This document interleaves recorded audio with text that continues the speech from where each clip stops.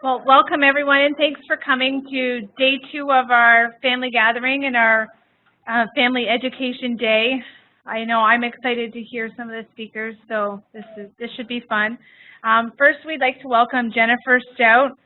Jennifer holds a Bachelor of Science degree in Education from Temple University and a Master's of Science degree in School Psychology from Eastern University.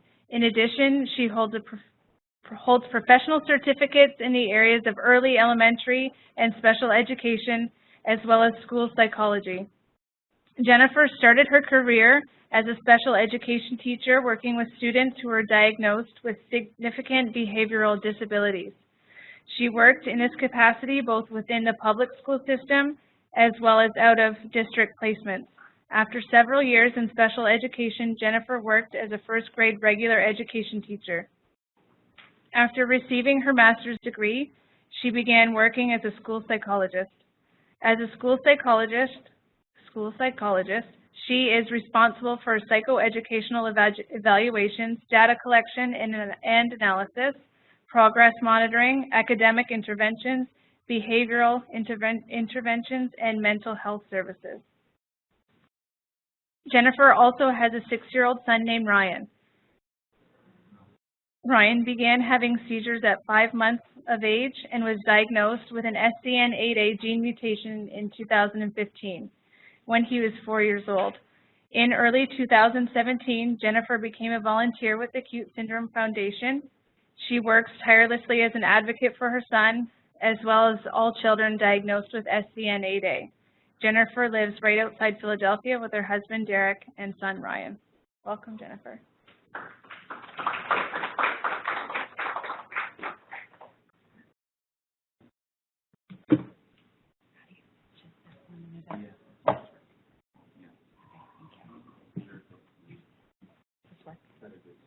Can I use the hand one? Okay, can't really see my slide. Hi, everybody. Okay. So, as I was already introduced, I started my career as a teacher. I was a teacher for just under 10 years. I currently work as a school psychologist in my 6th year, and more importantly, I'm an SCN8A mom. So I get it. I get it. Can I take this off at all or no? I can't really see my slide. Yeah.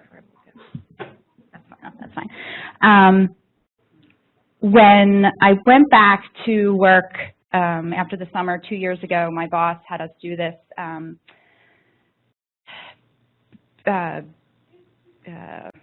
like social building thing at the beginning of the year. You know, all those things you love to do. You just want to go in, you want to get your first day over with. He gave us all a shell that he found on the beach, and what we had to do was write some sort of quote on our shell and keep it in our office or in our classroom. So one of the things that I have hanging in my office right now, and it struck me because I struggle sometimes with some of the difficulties that Ryan has. And one of the things that I look at every day and think to myself is, every child is gifted. They just unwrap their packages at different times. So I think that's really important to remember. So when I thought about how I was going to present this, one of my biggest struggle was, how do I take something that is such a large topic and condense it? So I thought, when I have meetings with parents, what are the things that they struggle with the most in understanding, or what do they come in not even having any knowledge about? So that's kind of where I focused my presentation. So the crux of it are key terms. We in schools use acronyms all the time. We throw them out like it's nothing, and I have parents look at us sometimes like, what does that mean? So the first one, and so you know, these are all federal definitions, so this, regardless of what state you live in, these are federal guidelines. So the first is FAPE, Free Appropriate Public Education. So what does that mean? So special education and related services. Related services are your speech, your OT, your PT, any type of therapies that are designed to meet the needs of all school-age children at public expense. So this is not something that should be coming out of your pocket unless, of course, you're also getting outside services. Special education, if your child has an IEP, which I'll talk about in a minute, your child is considered a special education student through the age of 21. So it's not so much great, oh, they're in 12th grade, so now they're done after their 12th grade year. They can continue to receive services through the district until they're 21 years of age if they have an IEP. You also have the right as a parent to examine school records and participate in meetings. So I think you kind of already know that you can participate in meetings, but you have every right to request your child's records. Parents have, oh, I already said that. Parents must be given notice of any proposal to change their child's educational placement. So a school cannot call you and say, we've decided that this particular setting isn't really right for your child anymore, we're going to move them into this setting. They can't do it. You have to be part of that discussion. You are also entitled to an independent educational evaluation under FAPE. So as a school psychologist, one of my biggest job responsibilities is assessing children, doing cognitive assessments, achievement assessments, behavioral, and I make a recommendation for children. I either give them a diagnosis or I don't, and I make a recommendation for their placement. But you as parents still have the right to get an outside evaluation. It is at your own cost. The districts don't have to pay for that. And to be honest, they actually don't have to accept it. They have to look at it, they have to read it, they have to consider it, but they do not have to take the recommendations in there and apply them. So it's just something really important to keep in mind. And the last thing, parents can initiate a due process hearing for failure to a school district to comply with FAPE. So if for some reason you feel like your district is not doing legally what they're supposed to do for your child, you can take them to court. Should this be the first step? No. I'd like to play nice first, kill them with kindness, and then be, your mama bear, your papa bear if you need to. A lot of times districts and parents don't actually make it to court. A lot of times there's a settlement. Districts don't like to do this. It's really, really expensive for them. So, do this if you have to, but, it's usually the last resort. What does appropriate mean? And this is, the whole free is very easy to understand. They have to provide your child with a free education. But what's appropriate? What you think is appropriate for your child is not necessarily what the district is going to think of as appropriate. Appropriate doesn't mean the best. So you might want this particular program for your child. It might be the best in the state. It might be the best in the country. It doesn't matter. Does it meet the needs of your individual child? That's what the district is going to look at. So appropriate is a bit of a gray area, and that's where you're going to have conversations with your district. Your child's academic and functional needs have got to be met. The child has to have access to the general education curriculum and environment to the maximum extent possible. So maybe your child needs to be in a specialized classroom for academics, but if possible, they should be doing lunch and gym and music and all of these field trips and all of these things with their regular education peers. Their IEP must be followed, and I'll get into the IEP in a minute, and the program must be reasonably structured to enable the child to receive educational benefits. So if a child is in a learning support classroom, but they need something more than that, we can't keep them there because they're not getting what they need from an educational standpoint. So what does appropriate look like? This is also something that can really run the gamut. And when Dr. Schreiber was talking a little bit last night about IEPs, I was thinking about this slide because where your child could be really could be all over the place. So maybe the regular education classroom is appropriate for them. Maybe it's the special education classroom, but even the special education classroom can fall under so many different settings. Modified schedules. We do this a lot for our middle school kids, so who have a lot of anxiety. So they come, they're in regular education classrooms, but their schedule is modified. They only do half a day. Your child can be in special ed full-time, all day long, at a supplemental or itinerant level, and I'll talk about what supplemental and itinerant means. So another key term is IEP. I'm sure everyone here has heard that term, but the key word there is individualized. No two IEPs should look the same. Every state has their own form, so they'll structure-wise will look the same, but the content should not be the same. It needs to be individualized for your child. It must tell you where your child is now, so those are your present levels, how their disability affects involvement and progress in general education. They have to have measurable annual goals, and I have a specific slide just for this because this is a huge piece that you as parents really need to understand. Measurable is a really important word. How much time the child will spend in regular versus special education. They have to tell you that. Must be updated at least once a year, but at any time, you as a parent can say, I want an IEP meeting. It doesn't have to be just once a year. And that's what I have on the last slide. So this is not an all-inclusive list. By far, this is not all that's in an IEP. There are like 30 pages at least. But these are like the big pieces. So what does a measurable goal look like? So I have first and the second one. So the first one, given a 3-step direction, Ryan will promptly follow all 3 steps in correct order in 9 out of 10 trials. So over 10 consecutive times, if he does it 9 times, and baseline, so before we start the goal, where is he right now? Because we can't monitor a goal if we don't know where they are now. Ryan currently follows 2-step directions. Or Ryan will follow 3-step directions. Which one do you think is measurable, the first or the second? Yep, the first one is measurable. The second one doesn't tell you anything. Your IEPs, and I see them missing all the time, are baseline.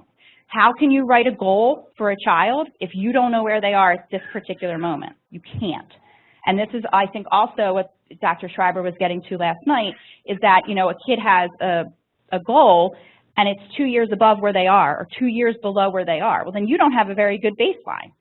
So it has to tell you where they are now, and then it has to be measurable. 9 out of 10 trials. If you don't have that, how do we know if they met that goal or if they didn't meet that goal? So if you see number 2, that second one on your child's IEP, you need to call them out on that. This is what I was saying to you earlier about supplemental itinerants. These are those words districts throw around a lot as well, and parents don't necessarily understand what they mean. I will tell you that these are Pennsylvania terms. I'm not sure if they're federal or not. They may not be, but the idea is the same, because they have to tell you how often your child is in special education versus regular education. So for full-time, if the child is in the regular education classroom more or equal to 80% of the day, then they're considered full-time. Supplemental is more than 20%, but less than 80%, and itinerant is less than or equal to 20%. So you'll have to, like I said, IEPs, the structure is the same, and it may look different for every state. Towards the end of the IEP, regardless of what state you're in, there's a page that they have to report to their state saying these percentages.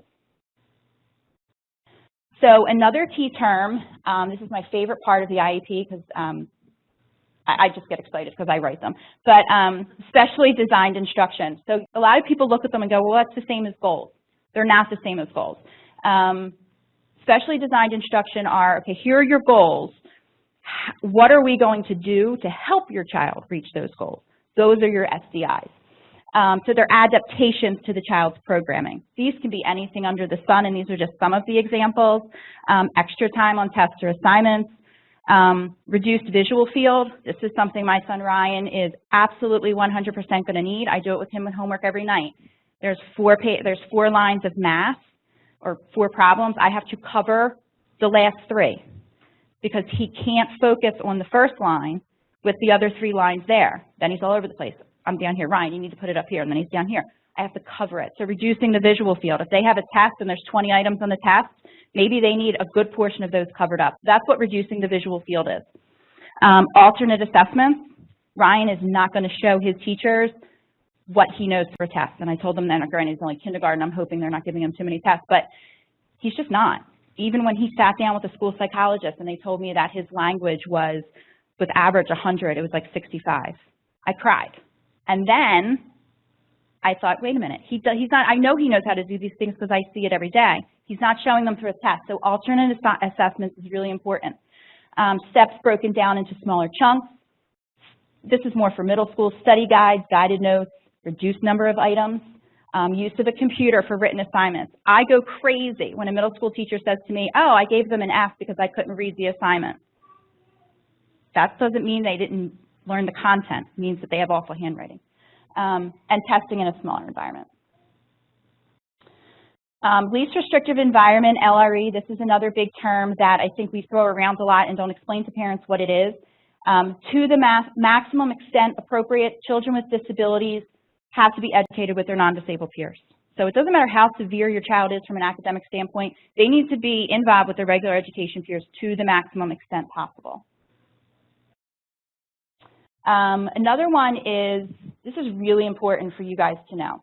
Until you sign this paper, nothing is to happen with your child from an educational standpoint. So it's called a NOREP, Notice of Recommended Educational Placement. So your child might have an evaluation, you sit down with the school psychologist, they go over the results. You sign a piece of paper saying, you reviewed this with me, great, thank you. Then you sit down with the IEP, you sign a piece of paper there saying, great, you reviewed this for me. Does not mean you gave them permission to do anything with your child. When you sign this paper, that's when you're saying, I give you permission to put them in a learning support classroom or to put them in an out-of-district placement because their needs can't be met in a school setting. This is really important. Another thing is that you do not have to sign this document in the meeting. You're going to go into these meetings if you haven't already been, and it's one of the most overwhelming things in the world. I do this for a living. Being on the other side of that table is a completely different ballgame. And when they hand me those papers, and I'm just like, you don't have to make that decision in that meeting, and don't be left to think you have to. You have 10 days to take all the paperwork home, look it over, call them back, ask questions, ask for another meeting, ask people you know that aren't affiliated with the school. Within 10 days, you do have to make a decision. But if you don't feel comfortable, don't do it there. I don't believe so. It's federal. It's a federal mandate. What state are you in? Where? This is a federal law. Yeah. And districts don't necessarily tell you, and again, I don't think it's because they're trying to get anything over on you. I mean, I really think for the most part, people really do want what's best for our children from an academic standpoint. And the educational system is just as difficult as the medical system. I don't think it's from a we don't want you to know standpoint. I think it's just we do this all the time and don't necessarily think about it. It's like, oh, you're okay with this? Okay, well then sign here. But you do have 10 days. So timelines. This is also something that's really important. If your child is being evaluated, who wants to sit? It's like when you go to get a medical test and you have to wait months for the results. It's the same thing when your child is getting evaluated. You don't want to necessarily sit and wait and wait and wait for the results. So once you sign giving the school district's permission to evaluate or reevaluate your child, they have 60 calendar days, not school days, calendar days, to have the evaluation completed. From a professional standpoint, when I'm at work, I hate this because I have 30 kids on my caseload right now, and I'm thinking, oh my God, how am I going to get these kids tested, right? But from a mom perspective, I get it. You don't want to be waiting a full year to get your kid evaluated. So we have 60 calendar days. Weekends count, holidays count. In PA, summers do not count. I do not know if that is from state to state. So you could definitely find out by going online, or I could find out if you wanted me to for you. But in PA, summers do not count. It's start of school day, last day of school. So for example, let's just say that you give permission for a district to evaluate your child. You sign it on January 8th. The evaluation must be in your hands by March 9th. They then have 30 more days to implement the IEP, so they have to have the IEP in your hands by April 8th, and then they have 10 days to implement that IEP, to have your child in whatever placement you all agreed they would be in. So that would be by April 18th. So you can see if you sign on January 8th, everything needs to be done by April 18th. Most of our, is there anybody in here whose child has not been evaluated ever from a school standpoint? Oh, a few. Okay. You get early intervention? Yeah. Okay, so that's where it gets confusing. So you think about school and you think, well, my child's not school age yet, so they haven't been evaluated. If your child did early intervention or they did any type of, they technically received an initial evaluation. It's not the same as a school district evaluation, but so you're all going to go into a school district and your child would get it's considered a reevaluation because it's not the first time they're assessed. So reevaluations have to occur every 3 years because your child is not the same child they are today that they're going to be in 3 years from now. So they must be evaluated every 3 years unless your child has an intellectual disability diagnosis. That used to be called mental retardation. They now changed it to ID. If they have that diagnosis, they have to be evaluated every 2 years. Parents and school personnel can request that a child be evaluated or reevaluated at any time. So let's just say your child's evaluated. 2 years from now, you're like, something's not right or something's changed. You can request another evaluation.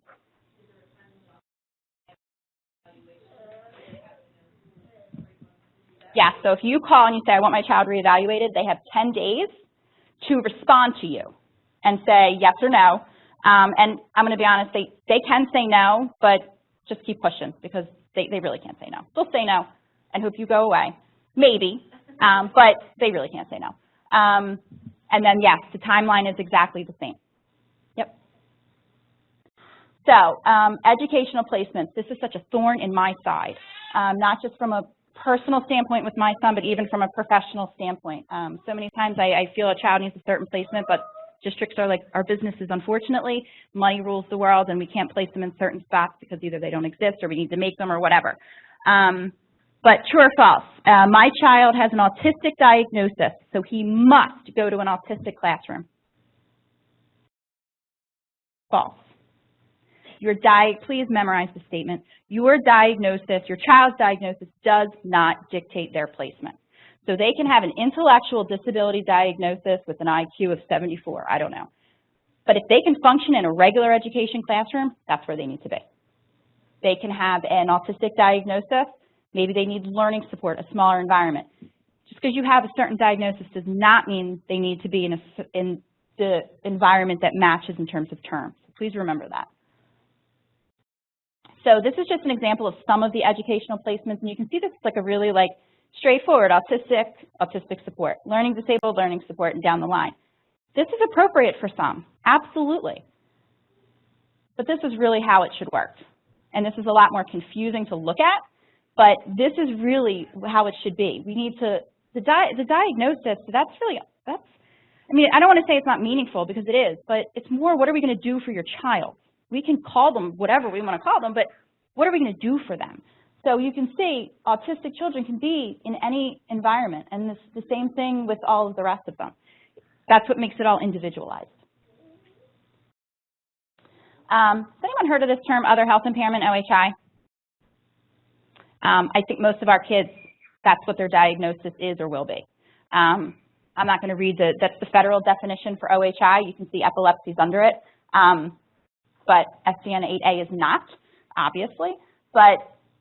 And I don't even think that list is all-inclusive. It's really just other health impairment means your child has a medical diagnosis that is interfering with their ability to perform in school in some level.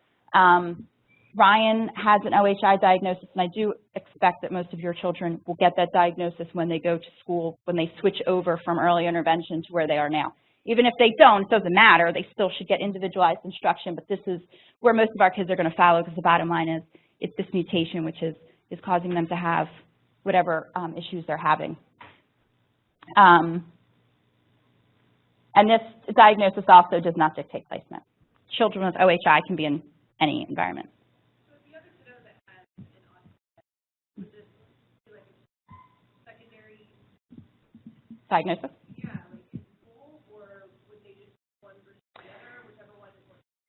Yeah, so this is where, you have federal laws, but, when it comes to different districts, they do sort of have some leeway in interpreting the law the way they want. I mean, they can only go so far with that.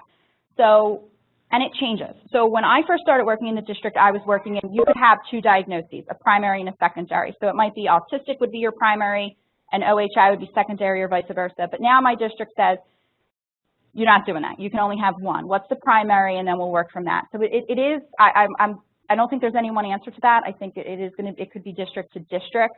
But again, I hate to say it doesn't matter, but that's not what's going to drive your child's education. So, as long as you feel that the diagnosis they give is not inappropriate, then I'm not really sure it matters. You're welcome. So the last piece is advocacy, and I don't need to tell any of you what that is or how to do it because you already do it.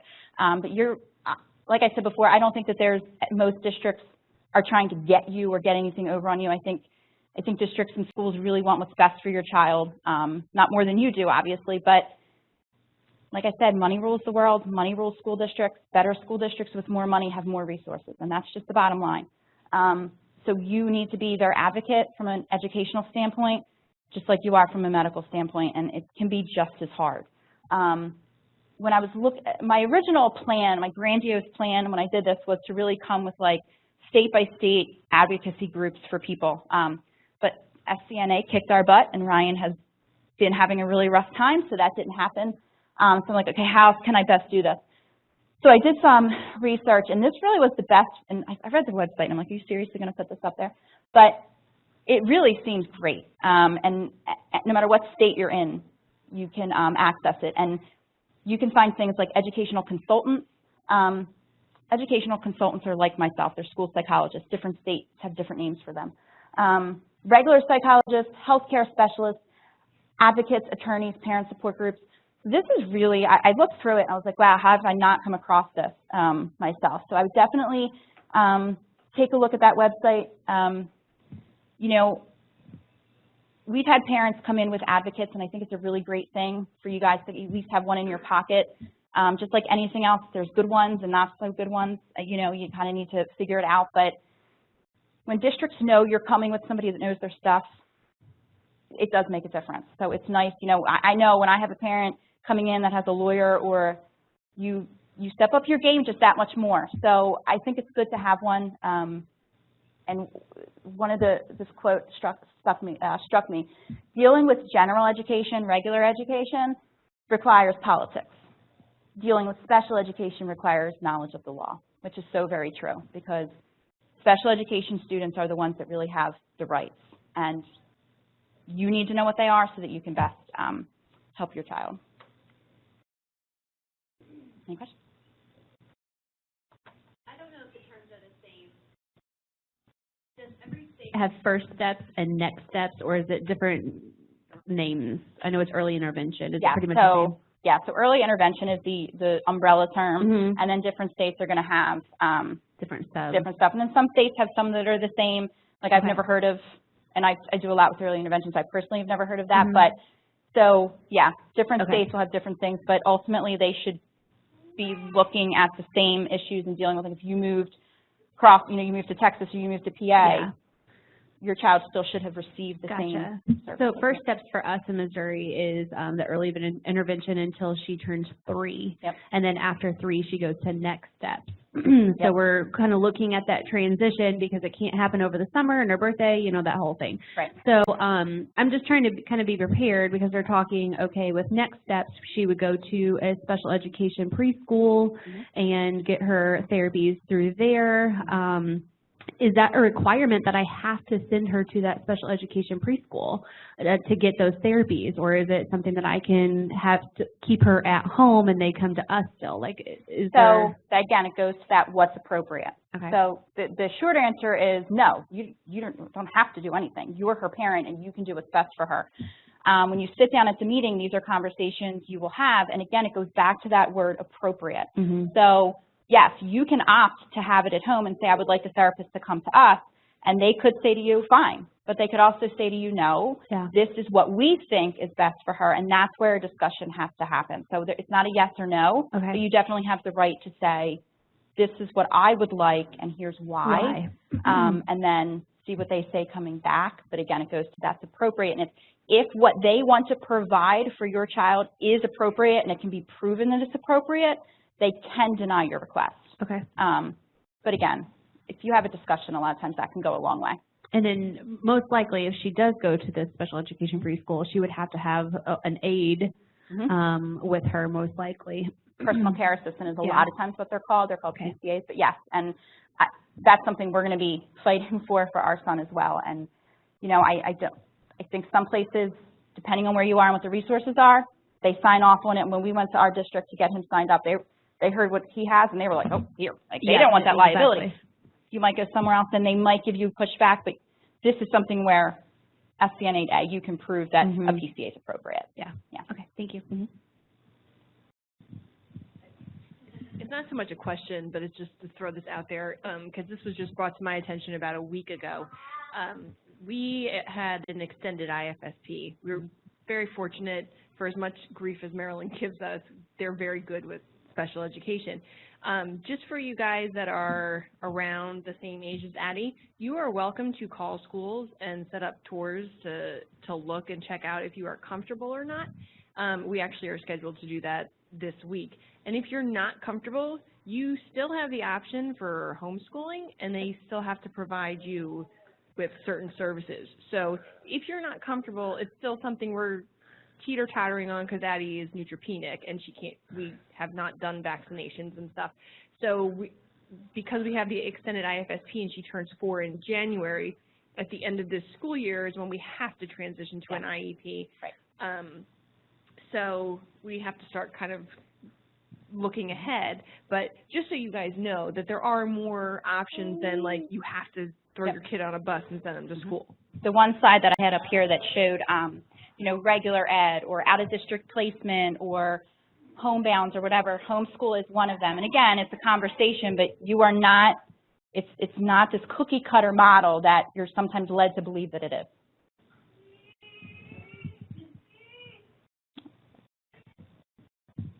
I have a question. We live in Illinois, and we have a lot of problems with Illinois paying anybody. And we actually were unable to even get any therapists at all through early interventions, and we actually had to leave early interventions and just get, I mean, Illinois Medicaid still paid for therapies, but we have to drive over to Indiana. What was their reasoning that they say we don't have them? They don't pay. They don't have any. And we live out in the country, and we were driving to stay in early interventions. I could drive about 45 minutes to get physical. They could not get a speech therapist at all, and I had an OT who also had a second job, so she had to cancel on me all the time because Illinois wasn't paying. Is that okay, or is there something? No. No, it's not okay. Okay, so, and this is a perfect example of what I mean by different districts, different resources, different parts of the country. The quick short answer is, no, it's not okay, and could you have taken them to court? Yes. That's a process, and I do believe it's called due process for a reason, because it's not something, it's like any other litigation, it's not something that is quick, but they can't, when your child needs something, they just can't say, no, sorry, can't do it. They can't, and now they do all the time, and they hope you go away, and they hope they do what you did. They hope you do what you did and drive to a different state, but you could technically. Thankfully, it was just as far to drive to Indiana because we're right on the border. It was just as far to go to a child facility, and we're actually very happy there because it's an actual facility, has good equipment, good therapists and things like that. But we were just floored. Yeah, thankfully it did work out, but we were just floored that they could tell us, no, he just, and they kept pushing back speech. They kept saying, oh, well, he's not 18 months. Oh, well, he's feeding himself. You don't need speech. And I'm like, I'm pretty sure.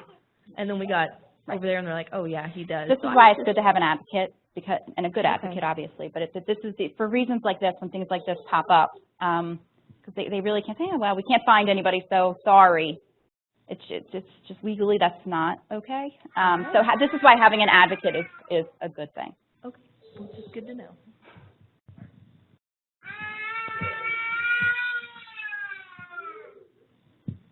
This is not so much a question, almost just like a suggestion.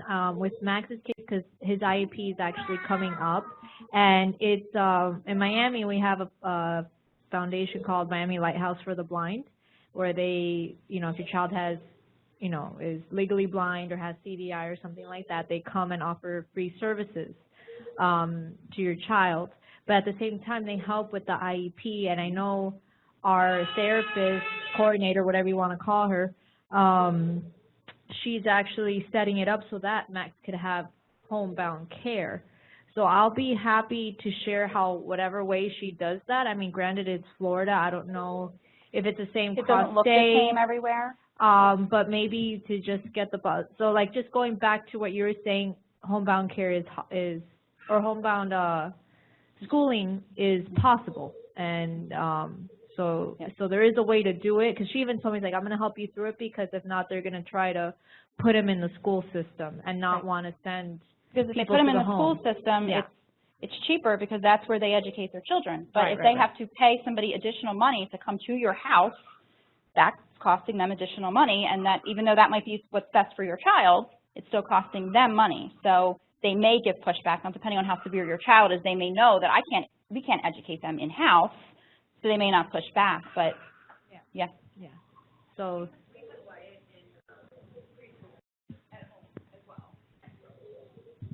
We had Wyatt in preschool at home, and he had speech and occupational therapists who came out to the house every week, as well as a teacher who came out every day, just because he couldn't stay awake for more than 2 hours at a time, and it just was not something that we could do. And it was a really great service for him, and it was nice once he was able to get into a special ed preschool, but it was really good that they offered it, and it wasn't a huge fight, so hopefully, if that's what your kiddo needs, it's an option. One thing I wanted to point out, when you were saying it made me think, I don't know if this applies for any of you, but if you decide you want to put your child in either private or Catholic or whatever, like we have Ryan in a private school right now, they do not have to implement an IEP. They don't have to provide your child with therapies. It's not, because they're not receiving federal funds, they're not receiving state funds. So if that's something you do decide, just know that, like, we had to do dual enrollment with our public school district to get him the therapies he needed, and we have to take him to the school to get his therapies. Except for PT, they come to his school, but his school does not offer those services, nor do they have to implement. He doesn't have an IEP right now. It scares me a little bit because September's going to come around and he's not going to have an IEP. We'll deal with that when it comes, but just know that if you decide, like a private school, that they do not have to, and a lot of times won't, so something to keep in mind.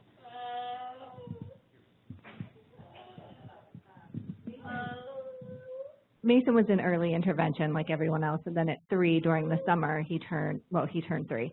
And one of my big focuses in early intervention was swallowing, because he has the Mickey button and he used to eat, and I wanted that to continue.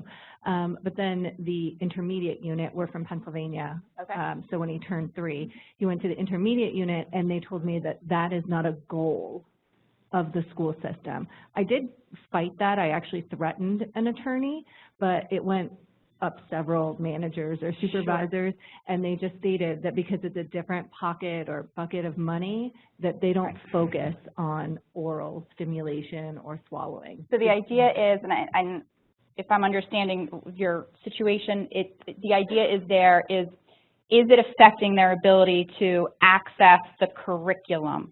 Now, I guess you could argue our children eat at school. So that's what I did. That would be your argument. I mean, no, it's not part of the curriculum. They go to lunch, don't they? They have snacks, don't they? So, and I'm sure this is the same in every state, but I know for a fact in PA, different pockets of money absolutely pay for different things, and try and get the answer to what pays for what you can't. So that's probably why you were able to get what you needed, because with a fight, it's because it technically is affecting him in school, but their thought is curriculum-based. Is it affecting his ability to access? They're still not doing it.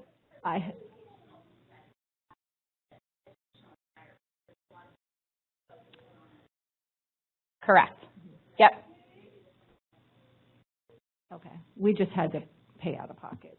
What is it that, I'm not familiar with the Mickey button, I'm sorry. So how does he eat? Through, it's basically a peg tube. They just call it a Mickey button. So, and what do you need them to do for him?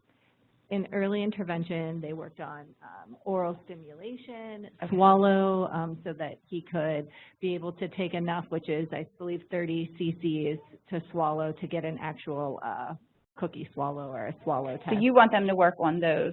Mm-hmm. I mean, I'm going to be honest, you're going to have a tough fight. Yeah. Because he's being fed in school. He's being nutrition.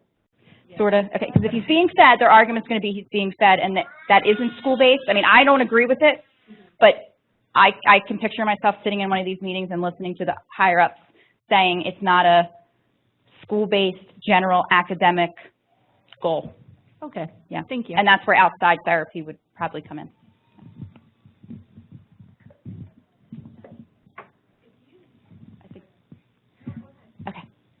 No, Dan. Mm-hmm.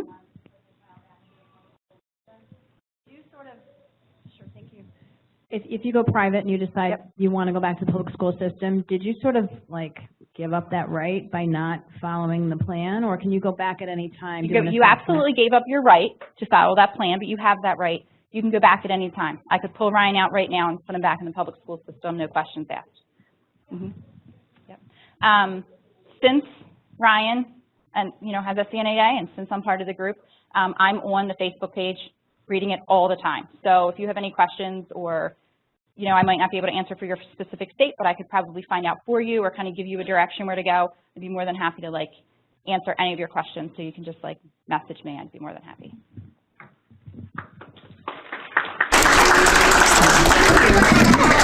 Great job. I'll catch it. Okay, if we're ready to get started, I'd like to welcome our second speaker, Greg Barnett. Greg has been a complex rehabilitation technology professional for 20 years. He graduated from the University of Tennessee at Memphis in 1992 with a degree in physical therapy. After working in several different areas of physical therapy practice, he became a certified assistive technology professional in 1999. His concentration has been pediatric seating and mobility since coming to car rehab in 1999. In 2008, he successfully completed the requirements for certification as a seating and mobility specialist through Rehabilitation Engineering Society of North America. It's RESNA. Well, welcome. Thank you.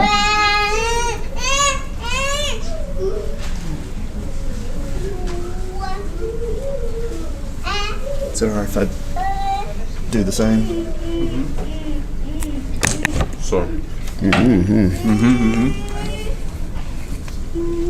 can change in laser.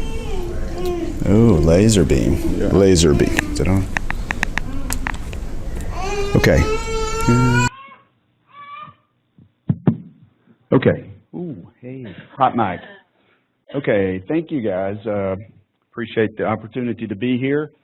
Like the slide says, there's a bunch.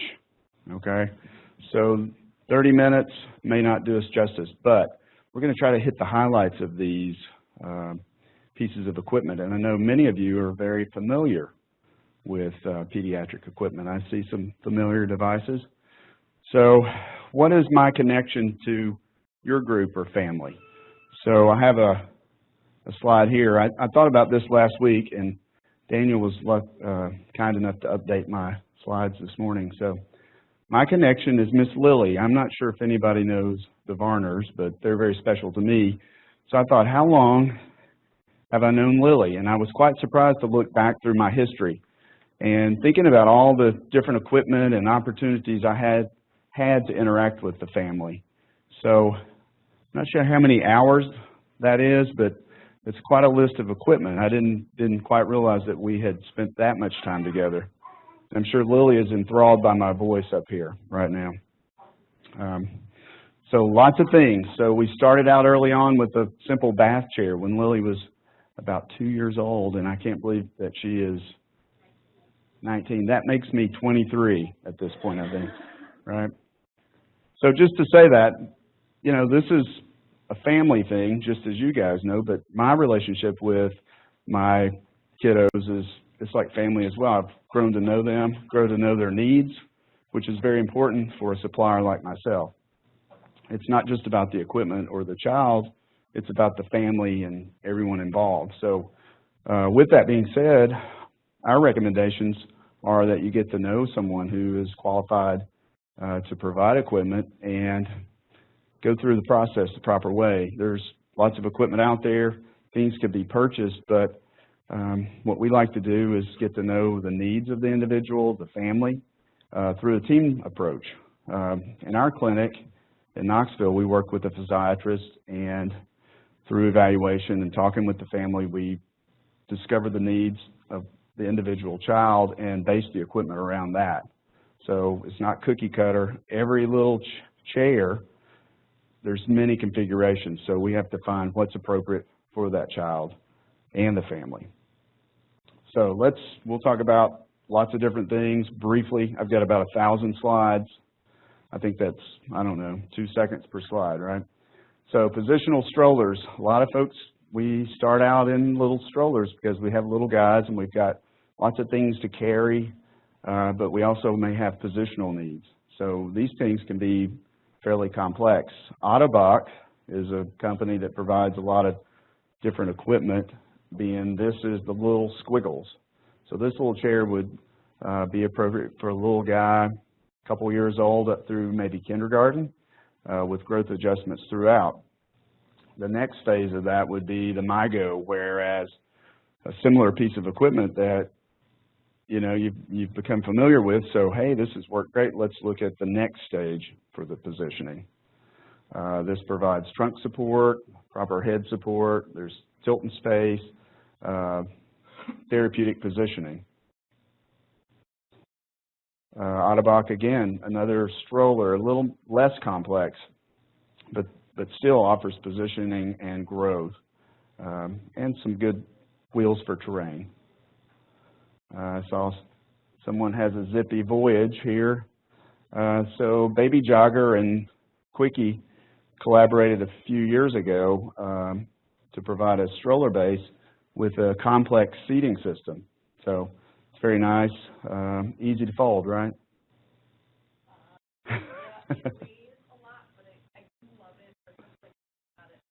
Yeah. Lots of storage. Storage is important, right? So you go and shopping, it's fantastic, right? Fantastic. So the other thing about this little stroller, I don't know if you can see, there's 2 there. The one in the back is a commercially available stroller. So there's not a lot of difference there.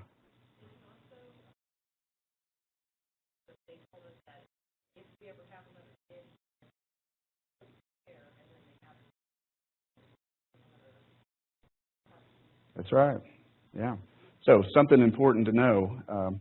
That's why someone like myself, having vast knowledge, it's like, hey, we're expecting another little guy. Is there a stroller that maybe accommodates both children?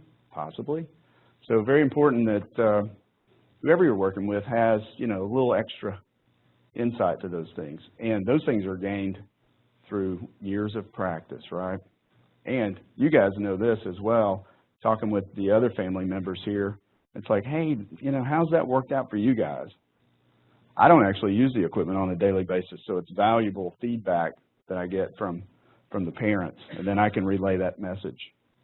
Some more seating from a company called R82. You guys, if you're familiar with Snugseat, these companies collaborated and combined efforts a year or so ago. But the Stingray is a neat little thing. It actually has a carbon fiber frame. So everyone knows that that's probably very expensive, right? And with that being said, one reason that we want to go through a process of evaluation with a physician and a physical therapist is for funding. So if we don't follow the proper steps and procedures, that necessary piece of equipment may not be funded. And out of pocket, these little guys are a couple of grand easy, so we want to make sure that we do what's appropriate and do it the right way. Dynamic systems. Anybody's kids move a little bit, and if you're strapped down and you want to move, it gets, it could be difficult. So some of the companies actually provide some dynamic seating systems. This was one of my favorites, the kids' rock chair, and this thing will extend and come back to positional position. Now, the only problem is this system is not available now.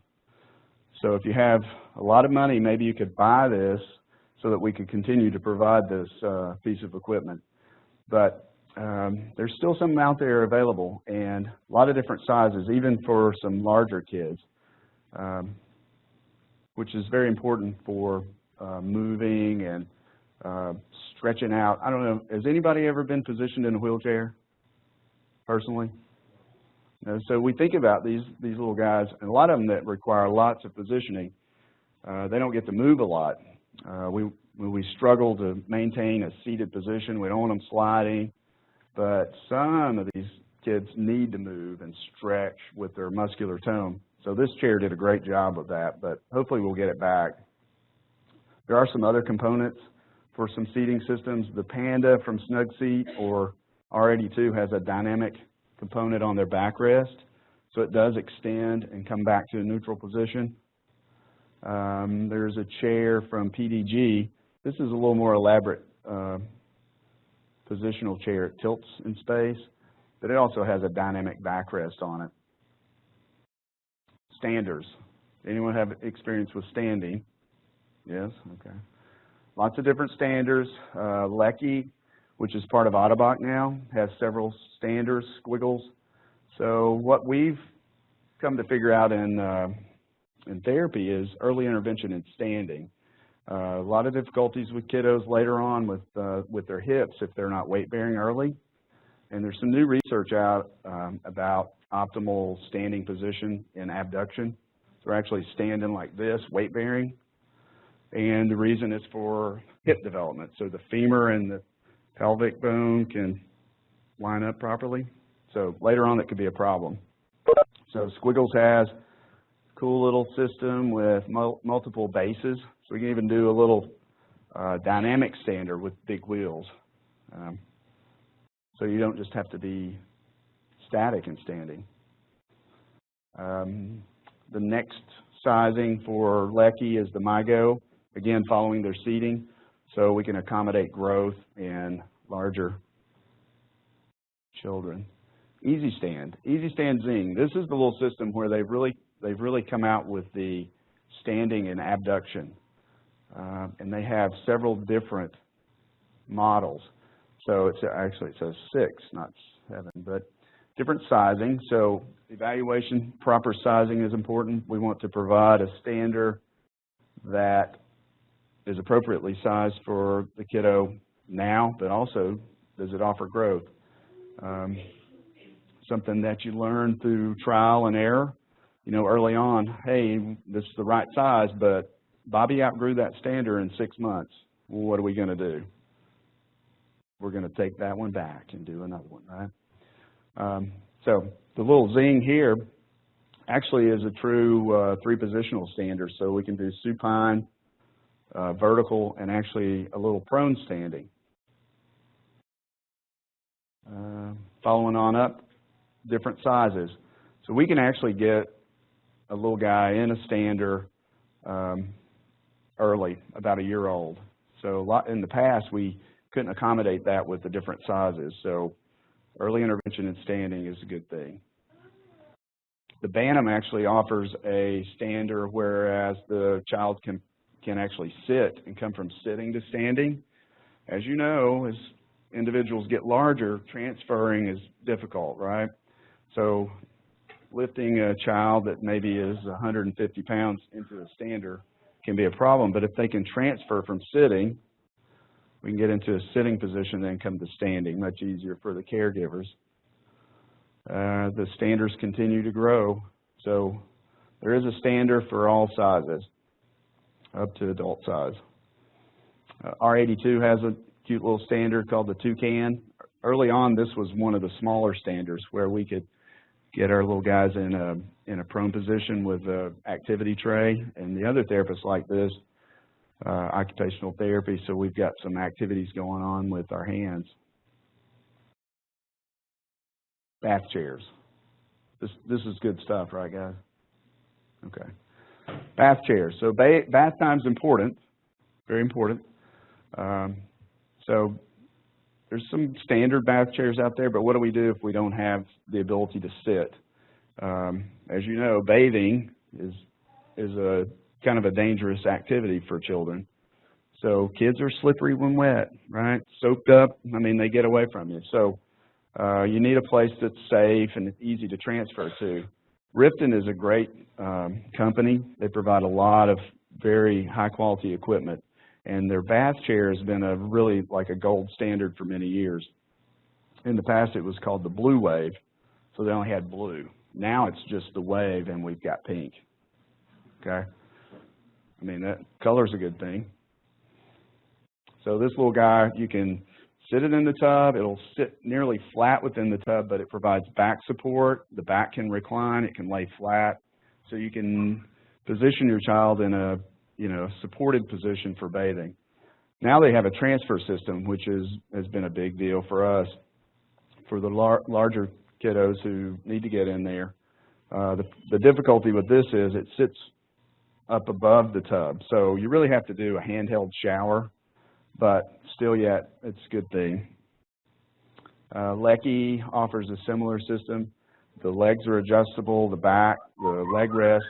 So that little chair can sit flat into the tub or up, kind of level with the tub, and still provide support.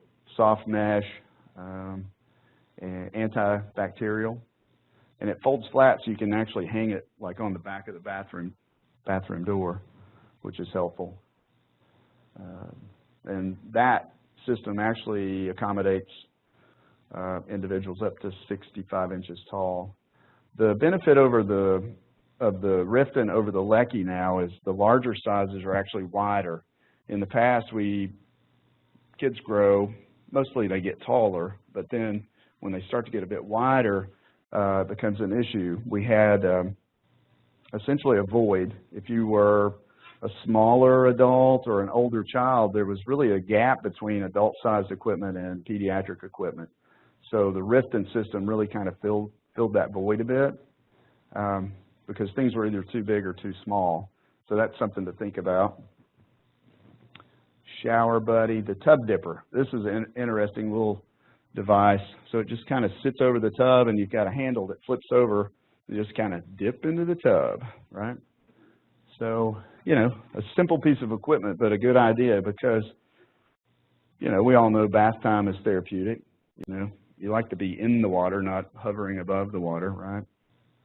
So, fun bath time. This kid's having a ball. I don't think there's any water in there, though.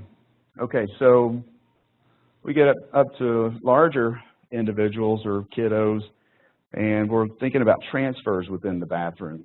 So risky business. Bathrooms are small, they're wet, hard surfaces, so it's hard to get, into the tub. With the transfer systems, we actually have a two-piece system, whereas the section with the seat on it, you could actually transfer to that within the bathroom. That system rolls in, the other section sits in the tub, you connect them and it slides over. So you eliminate a risky transfer within the bathroom.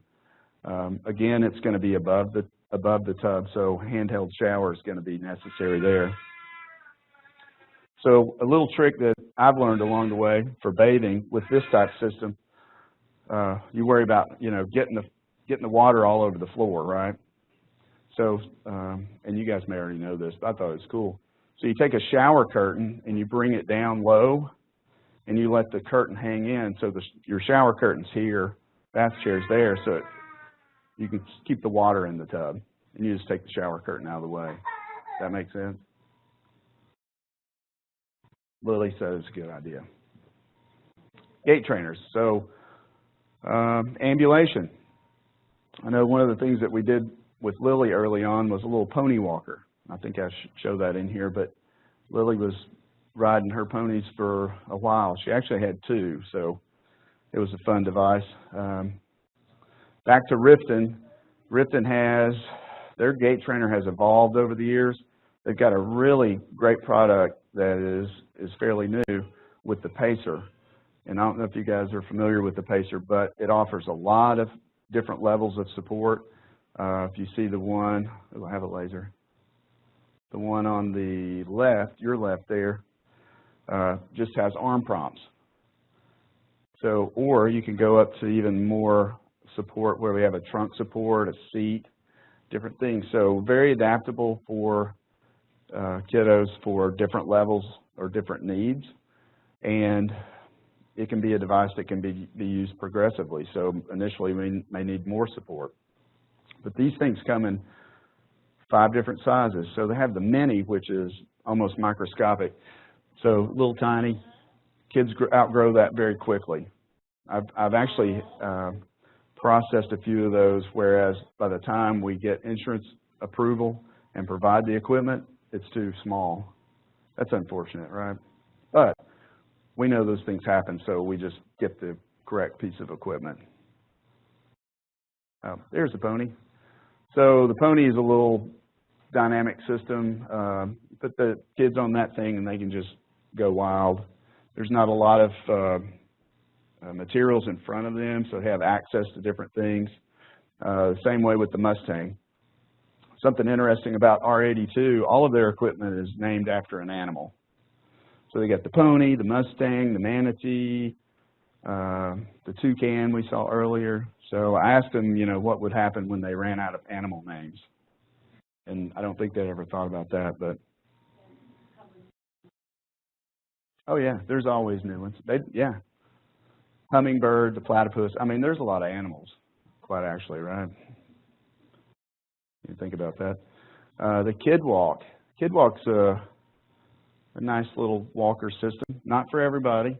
That's why there's so many different devices. And again, it's very important to assess your child's needs and have someone that, you know, knows what's going on. But this little system is dynamic. So you actually, it's almost like they're spring-loaded. So the apparatus behind is actually a spring system. And they have a little seat they sit on, pelvic support, trunk support, but there's nothing in front of them. So it's, you know, it's just like you're walking. And the movement of the device allows for reciprocal gait. So it's actually pretty neat. Not for everybody. It doesn't offer a lot of support. A lot of things we do have quite a bit of anterior support because our body tendency and movement is forward. So something very cool. We actually do a lot of trials with this because, you know, it's a great idea, but if it doesn't work, you know, it's a good place to hang your clothing in the bedroom, right? But it's also very expensive. So, I mean, most of the things that we do, we actually trial with kids beforehand because this is a practice and theory. We don't know how well something's going to work or even if it will work until we try it. Never rule anything out. Walkers. So posterior walkers. We do a lot of posterior walkers. That the reason for posterior is it encourages extension. So if you have something in front of you, the tendency is to collapse upon it, but posterior walker encourages that extension and frees up the environment in front of the kid. A lot of different sizes here, from teeny tiny up to, we can accommodate, I think, 6'4" or 6'6" with this walker. Very lightweight, folds. It's, you know, gold standard. There's two products there. The Nimbo, I've got it backwards. The Nimbo is on the left and the K-Walker is on the right. You guys may have seen these. Anterior walker. Where's my little guy that has his anterior walker? So I don't have a picture of it. So long ago in physical therapy, we had all these little tiny anterior walkers, but somewhere along the way, the popularity of those things kind of faded. So they're kind of hard to find. But there is a company, Drive Medical actually has a couple of different models. And that's, when you think of a walker, let's say like a little walker that grandma has out front of you, very similar but sized for our little guys. Transportation. So how do we transport our kids? So little guys, we transport in car seats, right? So there's a lot of specialty car seats.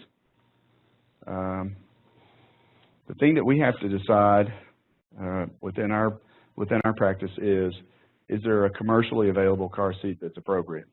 The biggest difference between special or adaptive car seats generally is the sizing. So, you know, we know that car seats are made to accommodate kids up to a certain weight capacity, all these things, but kids with normal development develop posture, trunk control, they can sit unsupported. So that's why we have larger car seats for kids. But then it gets difficulty. How do you put someone into a car seat that weighs as much as you do, right? But there's a lot of options. The Recaro is a car seat that's available commercially. This one is larger. It accommodates up to 120 pounds. So we always tell our parents that you know, the safest place to be transported within a car is in a car seat because you have support around, right? That's why, but then it gets difficult. So make sure you know your needs and you get the appropriate seat. Merritt Manufacturing. This company's great. I know Shane Merritt personally. He's a great guy and he's developed a lot of great products, and he only does car seats. So you find one thing and do it well, right? So we do a lot of Roosevelt car seats. As you can see, doesn't look much different than car seat that you might find at Costco or Walmart. But the big difference is this is sizing. It has low sides for transfers, so you can get your child in there, but this accommodates a kid up to about 105 pounds. So after they outgrow the commercial car seats, this is a good option. It's not very complicated, but it does provide a safe place to be transported. That's the idea of a car seat. Mm-hmm.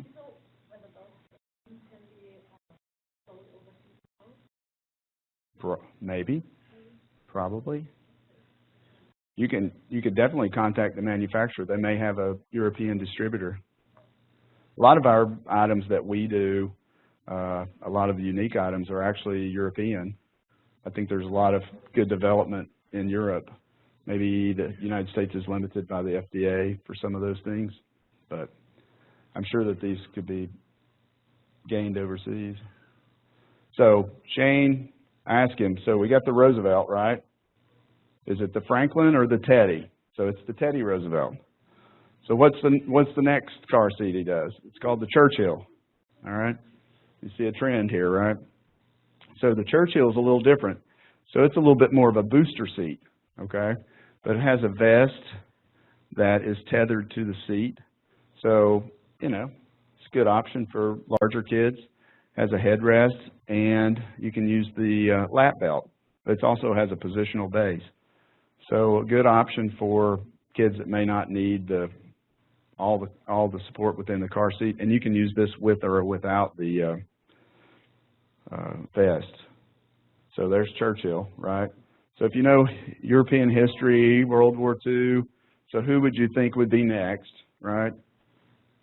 So it was United States, England, Russia, right? So I said, Shane, is the next car seat the Stalin? Now, nobody wants a Stalin car seat, right? But anyway, he went to the Chamberlain. Okay, so Neville Chamberlain was Prime Minister of England in the 30s. So there he is, you know, he's a popular guy. The Chamberlain's very similar to the Churchill in that it's a booster system. But again, you know, assessment of the kid's needs, what's most appropriate for you and your child, right? Now, he does have a Wallenberg, so this is a Spica cast car seat. Does anybody know what a Spica cast is? You don't want one for your kid. Anyway, after they do hip surgery, they'll put them in a cast from here to there. Okay, so how do you sit with that?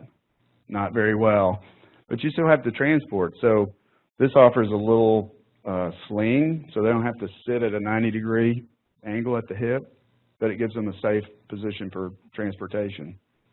Because kids unrestrained in cars, not a good thing. The Jefferson, again, very unique car seat for kiddos that have I can't even say it. Anyway, it's a disorder where the intestines are on the outside of their abdomen when they're born. So this works. I've never provided one of these, but it's there if necessary, right? And then the Hope car bed for the little tiny babies. So how do you transport those guys? They're too small for a carrier. So 4.5-pounders, kids with special conditions where they can't sit or be upright. It's essentially a protective box that you secure within the car. So just showing you these things because there's so many different options out there, and if there's a need, there is probably a product that can fill that need. Columbia Medical has some car seats. This is one Karen was telling me this morning. Lily actually used one of these. Right, Megan? Is that the green one? Yeah. So that's actually a car seat with a stroller base. Great idea, right? Well, if you've got a kid that's my size, how do you get the kid out of the car seat to put the car seat on the stroller? I don't know how you do that. So, but there's an option. We have some people, this is all they use. The Spirit, okay, so very positional car seat, lateral supports. So if there are some very specific positional needs, we can accommodate that with this car seat. Convade, who makes strollers, has a couple of different options for car seats. They actually are part of R82. They have a Carrot, which looks like a race car seat, right? Very exciting. The odd thing about the Carrot, you can get it in red, blue, or black. No orange. I don't know. It's a fun name. Strollers. Lots of different strollers. We do a lot of Convade strollers. So there's a lot of different models of the Convade. This is the Easy Rider, very simple, upright position. The Cruiser, a little more positional, 30-degree fixed position. You can do lateral supports, different things. Very nice stroller. Who has a Convade? Somebody had a Convade. Good storage underneath. The Rodeo, it's a stroller, but it's tilt. It has tilt and space and recline. That's a great product. Folds down flat. These are transportable. They have transit tie down, so they can be utilized on a school bus. Something that we have to be very aware of. Good question to ask, you know, are you going to be using this on the school bus? Do we need to make it appropriate for transportation? The Leggero Dyno. So, you know, continue your running career. Positional stroller with 3 wheels. These things fold, which is very, very nice. So you have to think about, we have to think about the family and their lifestyle. You know, just because it has wheels doesn't necessarily mean that it meets their needs for what their family wants to do. They have the Track, a little more adaptive seating there with lateral supports. The Reach, very similar to Conde, both good products. Power chairs. Anybody have experience with power chairs? Yeah? Power chairs, very, very complicated, vastly expensive. Permobil, great company. They actually have 2 chairs that are pediatric specific. The Koala is a great little chair. It's probably the smallest base. I think the youngest kiddo that I placed in a Koala was about 18 months old, and she's a phenomenal driver. Kids just get in there and go. They don't think about it. Adults, you put them in a power chair, they're like worried about, I don't know what they're worried about. Anyway, kids just do it. The Permobil K450 is a very unique chair. It actually extends down to the floor for floor transfers. Big, heavy chair. It can go anywhere. It's like a robot. About a $45,000 chair. So the Tylac Twist, we have fans of the Twist, right? So let's see. On the left is a Zippy Zone, and the right's the Twist. Very similar chairs, but there are some differences, some things that I've learned in provision of those. I like the Twist because it's a little more adjustable. Adjustability can be an issue. I was talking earlier about some adjustability issues with the Twist. But important thing to remember, a lot of people may think kids are small adults. They're not. So a small adult chair is not a pediatric chair. The good thing about the Twist and the Zone is they've developed these chairs specifically for children. So they look like the adult chairs, but there's the subtle differences that make them work for kids, right? Has to work. Other chairs, we've got a Zippy Iris. So it's a tilt and space chair. We do these for positioning. This one actually folds, but you have to take 40 components off to fold it. So is that very practical for folks? Maybe, maybe not. So you have to consider, how are we going to transport these chairs? Do you have a van? Do you have a pickup truck? What can we do to make it easier?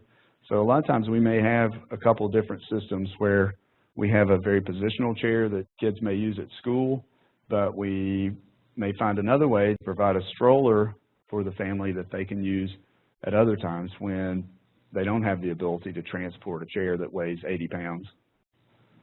The chair on the right is a Quickie Kids chair. It's a little deceiving there, but that chair is probably about 12 inches off the floor. I don't know if you guys have ever seen that little chair, so it's probably like that, but a great little chair for kids to start out in. Seating. Seating is a whole, we could spend like 3 days talking about seating. I could spend 3 days talking about anything, I think, but we've got some really good custom seating, different options now. On the right, you see this is a little more traditional, what we call planar seating. Maybe a good place to start out with positional seating. It's not very accommodating, but it does offer support laterally, posterior. The picture on the left is RIDE Designs Custom Seating. The orthotics industry and seating industry came together to design a back, which is very similar to an orthotic support. So it's actually custom molded to the individual, and it can be adjusted all those planes. I like that picture because of the arrows. PennDOT and Rojo. So another type of custom seating. Lily's experienced my custom seating for several years. And actually, we're waiting for a new seat right now that we just reshaped for her. But this seating is, the shape is captured using a bag, and we actually shape the bags to Lily or to the individual, and then that we scan it, and it's the seat and back are actually carved out of foam. So, you know, a unique fit for accommodation, positional needs, pressure relief, when off the shelf just doesn't work. Specialty beds. There's a lot of stuff, isn't there? So if you think about each one of these categories, there's at least 2 to 3 different companies that manufacture that. So again, trying to find the fit for the individual and the family. Sleep safe beds. 3 or 4 different models based upon the needs. Obviously, we've got issues of weakness. We want to prevent entrapment at night. I don't know about you, but it's very important to sleep, right? And I know a lot of parents have struggled for many years with their children because they didn't sleep because they worried about their child at night. So they've developed these beds to eliminate the possibility of entrapment. So that's the purpose of these beds. Unfortunately, with insurance, a lot of times we have to provide a standard home care bed first, and it has to, you know, we have to fail with that before we can go to the next level. But these beds offer height adjustment, safe place to sleep, head elevation, you know, different needs. And they come in various colors and woods. 1 minute. 1 minute? I thought I had 3 hours. Okay. Okay, you have 1 minute for questions. Oh, okay. Okay. Okay. Okay. Well, that was the end anyway. Okay. Thanks for interrupting me there. No, we could go on for days. Okay, so as you can see, there's many options, right? So again, just to reinforce the fact, you know, find a good support group. You've done that. Families with experience are invaluable. Find a good therapist, a good physician, so that you can find the equipment that best meets your needs, and hopefully you get it paid for, right? That's the other challenge. So, questions? Yes, ma'am. Yes. Before Mason was born, we bought a Recaro car seat just because we bought it. I didn't realize that. Do they all adjust, I guess, to make, you know, to adapt as he grows? I don't know that all of them do. I know there are 2 Recaro seats that are termed special needs seats. Okay, so they have like a special needs line, so I probably just got a regular Recaro. Yes, because they are commercially available. They also make seats for Porsche, so you That's know what they're my husband bought. you know they're expensive, Yeah. right? So But okay, so they make a special needs line. they do, and they're Thought I got lucky. they're distributed in North America by Thomas Shilton. So there's a couple out there. You know Thomas Shilton. German, it is, yes. Correct. Man, I did a great job. No questions? I hope I've piqued your interest in seating and mobility. Again, if you have questions, you can ask me. All right? You can have a question? Would it be possible to see the slide with the clothes again? I think there was a red one, but I didn't write it.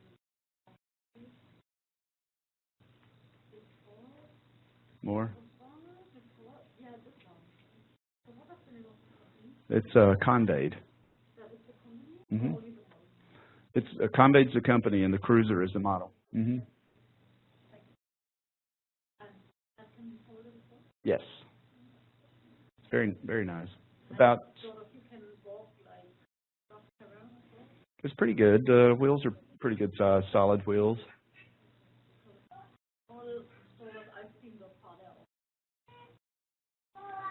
These hold up really well. Pretty durable, actually.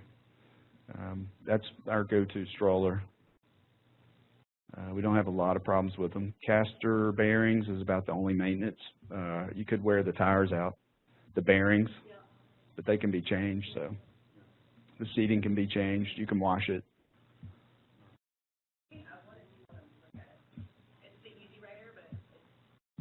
Yeah, I knew I saw it. Easy Rider. Are these able to be purchased? Because in New Zealand we have wheelchairs, not out of stroller. Right. So we get different wheelchairs. That's right. So that's true here as well. We're fortunate in East Tennessee. We have a great charity we work with, Variety, Children on the Go, and they do fundraisers, and they will pay up to $3,000 a year for different devices. So it'd be a stroller. Mm-hmm. Yes, absolutely. And it's all very expensive, overly expensive.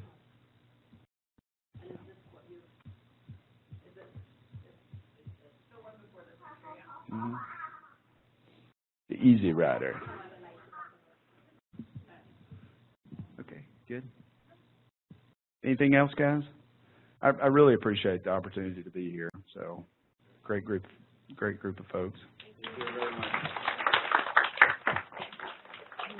Thank you so much for coming. Thank you very much.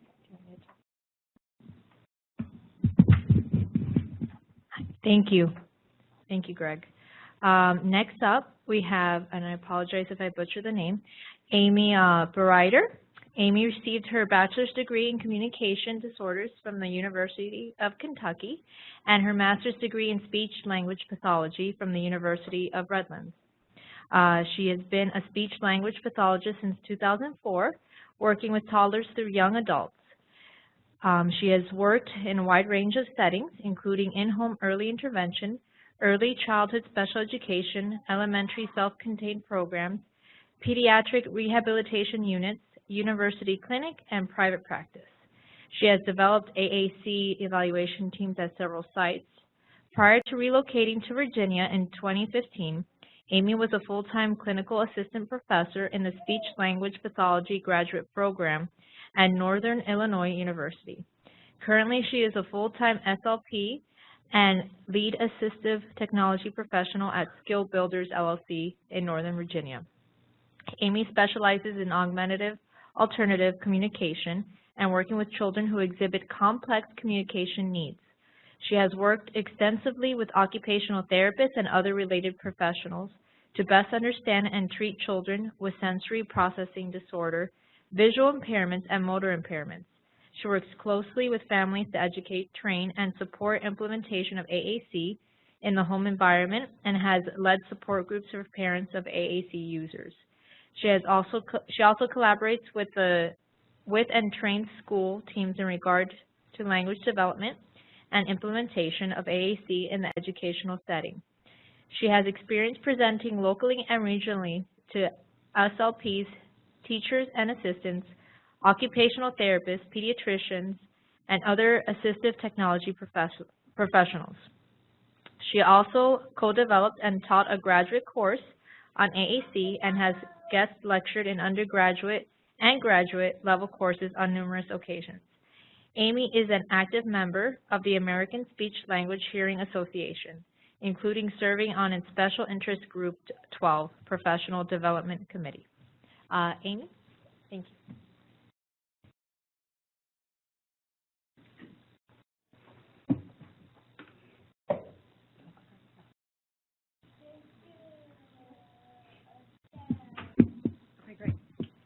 Hello. Thank you for inviting me here. I'm really excited about this.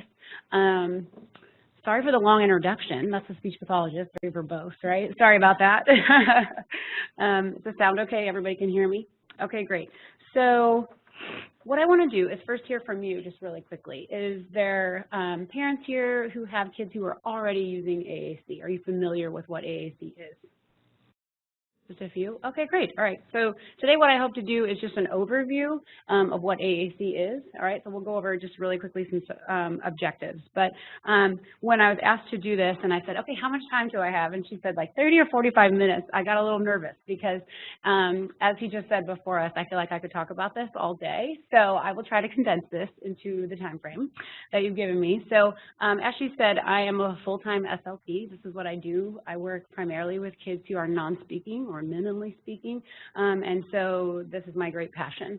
So what I hope to do in this short amount of time is give you an overview, a definition of what AAC is, who would need it, dispel some myths. There are many myths out there surrounding AAC, help dispel those, talk about the process perhaps of how do we start along that process, learn about some important elements that should be in any AAC system, and then answer any questions that you have, okay? And I think it's probably better if you just want to throw them out as we go, if that helps, whatever you guys want to do. So just a quick definition here. So what is AAC? Basically, it stands for augmentative and or alternative communication. So what I mean by that, in terms of augmentative, we might have kids who have some speech, or they're attempting to talk, and maybe it's not intelligible.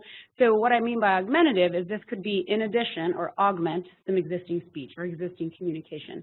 What I mean by alternative is if someone does not have any speech or hasn't developed speech yet, this is an alternative to that, okay? So this is to serve that need. So most kids, though, I have to say, it's pretty augmentative. You know, they are communicating in many ways. Maybe it's not intelligible, but they are, so it's augmentative communication for them. So I'm just going to give you a definition, like I said. So there's two main types of AAC.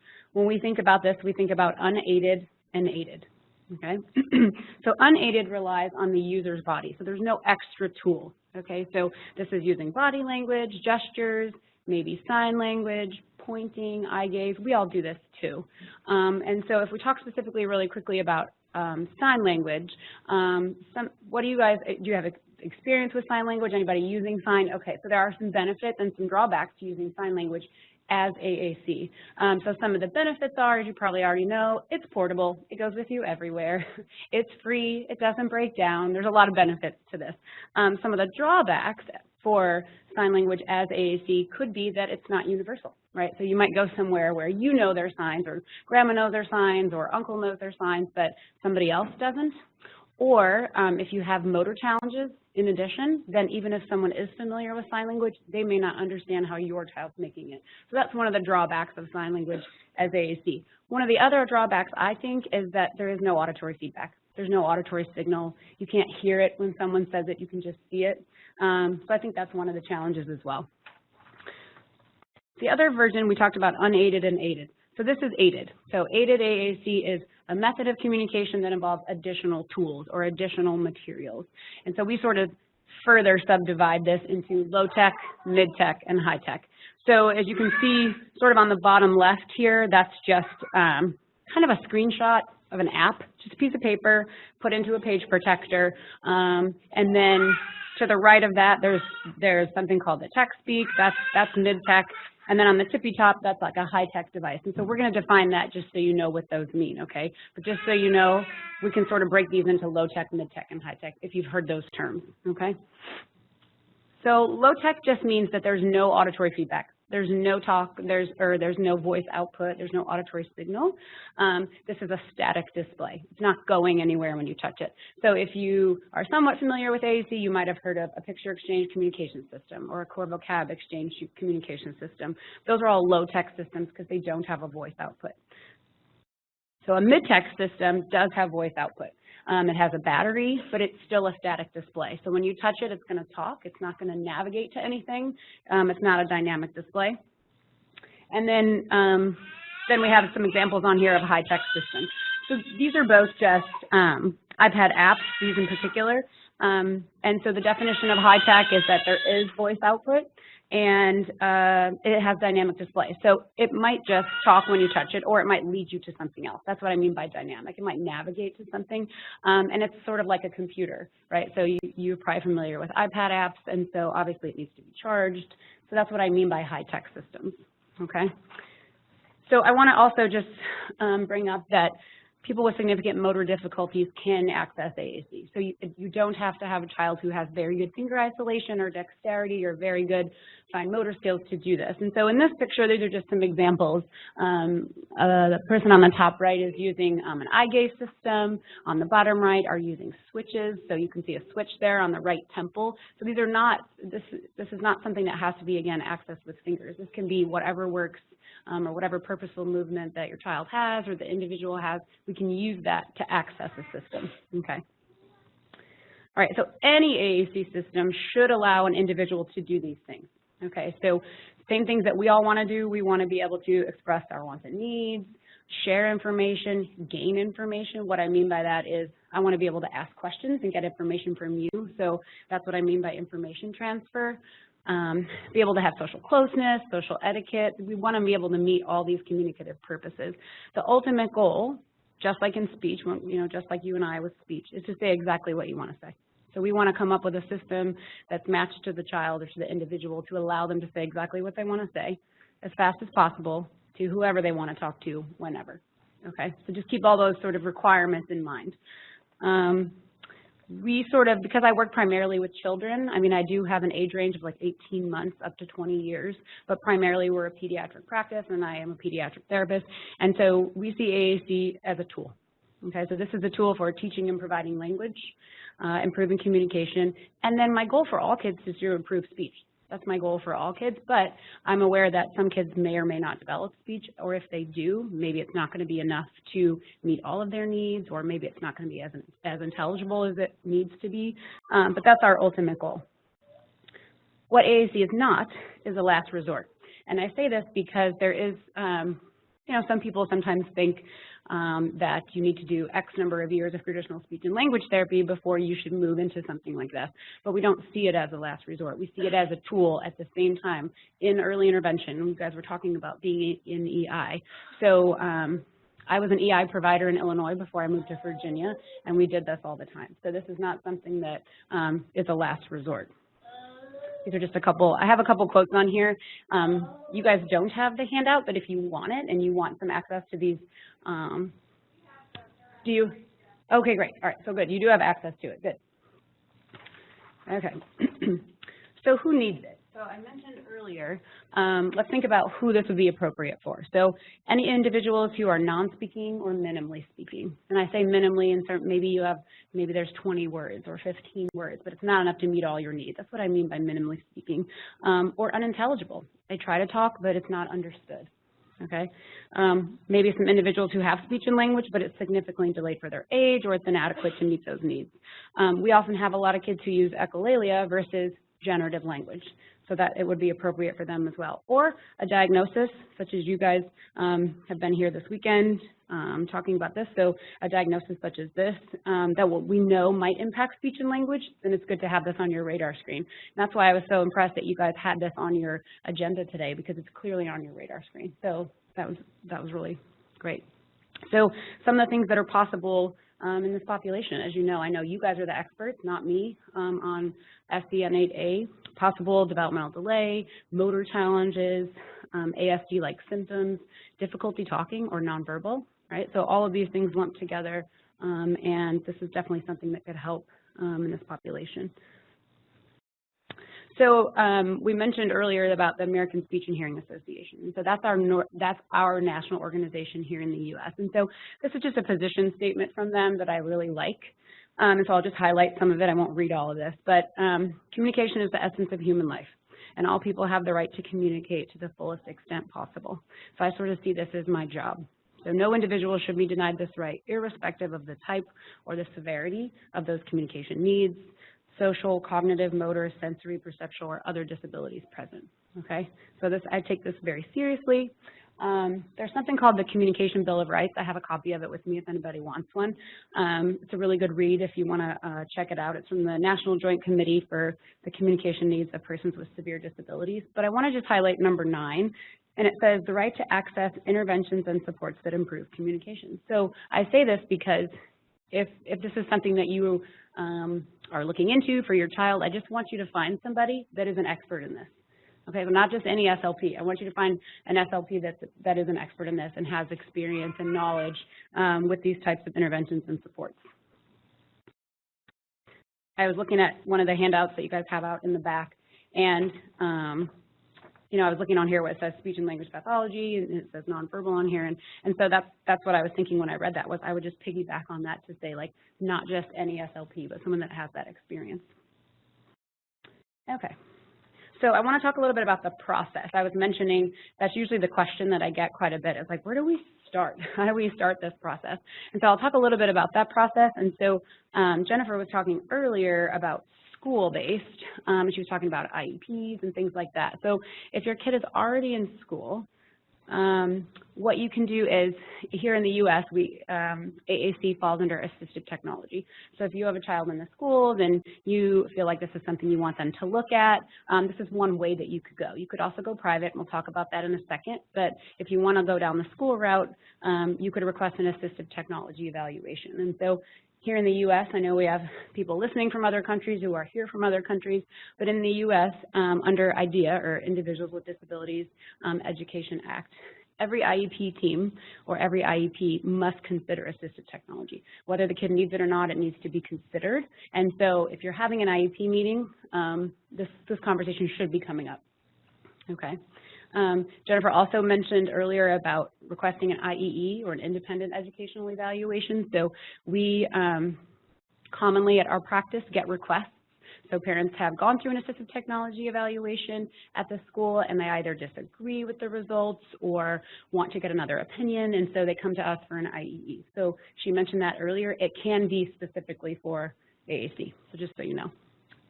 All right, so that's one way. Another way is if you want to go the private way, and by private way I mean if you want to go through a private practice, if you want to go through a hospital-based system. So that's what I mean by private. This is more like sort of insurance side. And so what happens in that process is there's a referral to an SLP who's knowledgeable and experienced in the assessment and implementation of AAC. And in an ideal scenario, especially for you guys, would to be a team that's multidisciplinary, right? So an OT and a PT should be involved. If there are some vision concerns, perhaps someone that is knowledgeable about that. So it should be sort of a team approach, if not in that one moment, at least having everybody weigh in. Oh no, did I press something wrong? Whoops. Just kidding. Okay. So what we tend to do, and I'll just sort of talk about our, let me back up really quick. Okay, so I'm going to talk a little bit about what we do, but generally, you know, it's going to vary site to site, it's going to vary state to state, but I want to just give you a general overview, and then you guys sort of have some baseline to go through. But there should be an extensive case history done, right? So asking parents, asking team members, just so we can get a picture of the child. What are things that have been tried? How does the child typically communicate right now? What are your goals? What are their current skills? What are their needs? Things like that. We like to do an observation in the natural environment, whether that's a video, doing an observation at home. Again, this is all going to vary a bit, but this is sort of what we do.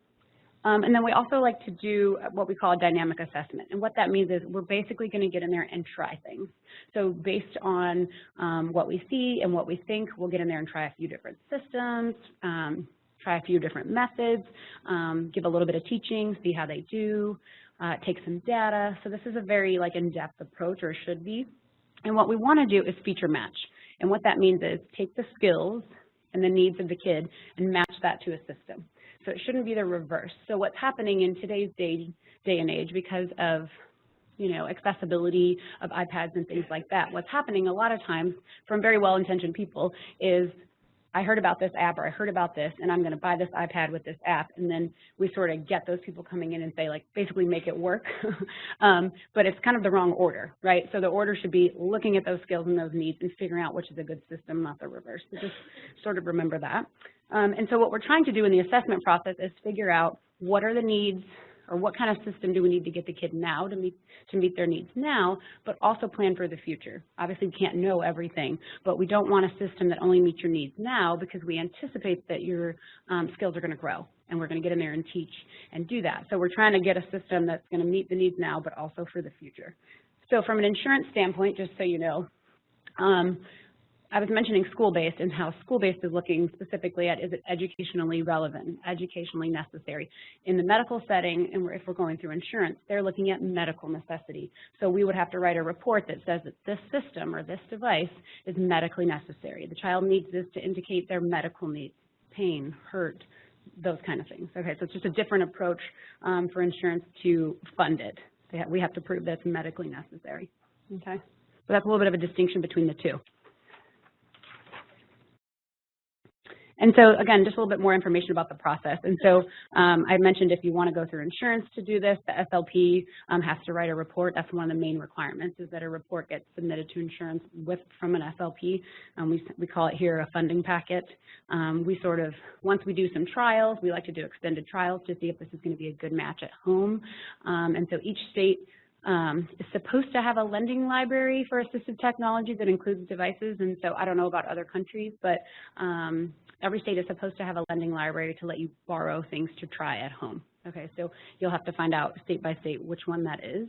But we do encourage families to do a trial first before we go through the funding process. And then once that happens, it gets submitted, and then it gets approved or it gets denied, and we write an appeal. So then we sort of go from there, and then we decide how to get in there and start teaching. Okay, so now we know what happens generally in an AAC evaluation. So now the question always becomes, well, when should I do this, right?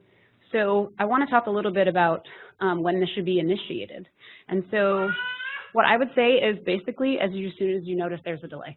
That's what I would say, as soon as you notice that there's a delay. So here's just a couple, quotes from research, some people that do this quite a bit. So one of the things, too, I would say is, I really like this first quote because it says, as soon as it's apparent that a child's communicative signals are difficult to interpret. I think that's probably more helpful than talking about, is it a delay? I'm not sure. I don't know at what point. And so if, as a parent, you feel like communicative signals are difficult to interpret, this is a good time. This is a good time to get in there. I bring this up because there are people who think that you have to wait until a kid is a certain age, and I'm suggesting that's not true, and we'll see that in just a second. But that's what I mean by this. This is a little bit of a segue for us. We're going to talk for just the next couple minutes about some myths. One of them I just mentioned was age. And so this is a nice segue. So this, I don't expect you to read all this. You'll have it in your handout. I'm not going to read you the whole thing. But this is just another position statement from ASHA, like I mentioned earlier, American Speech and Hearing Association, about the fact that there are not these prerequisites that people sometimes think there are. Here are some examples of alleged prerequisites. Chronological age, diagnosis. And what I mean by prerequisites is there are people that think there are a certain set of skills or like I said, chronological age or diagnosis that could preclude you from having access to this. And what I'm saying is there's not any prerequisites. And so we're going to see that in just a second. Has anybody ever heard anything like this, or has anyone ever told you? Can you tell me an example?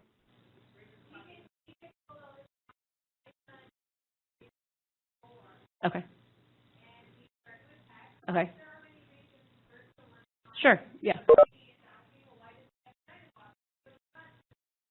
Yeah. Sure. You know, do you just throw language at him Mm-hmm. like we do as with our typical kids? We just Right. talk to them. We just talk and they learn along the regular channels of speaking back. Mm-hmm. But, you know, do you throw language at them with buttons and pictures and all at once or one card at a time? Right now we're very successful with one card at a time and we're moving slowly, but we're doing it. Yeah. But it's, you know, but Yeah. different practitioners and different educators have different views on you must start with one picture and move across, and then others are no, throw the whole language at them. Yeah. So it can be a little frustrating, I think, because even within the field of speech pathology, we disagree on some of this.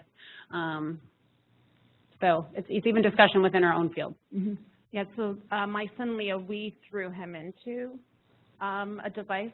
His physiotherapist is like, you don't wait for children to learn how to talk. You need to provide them the communication.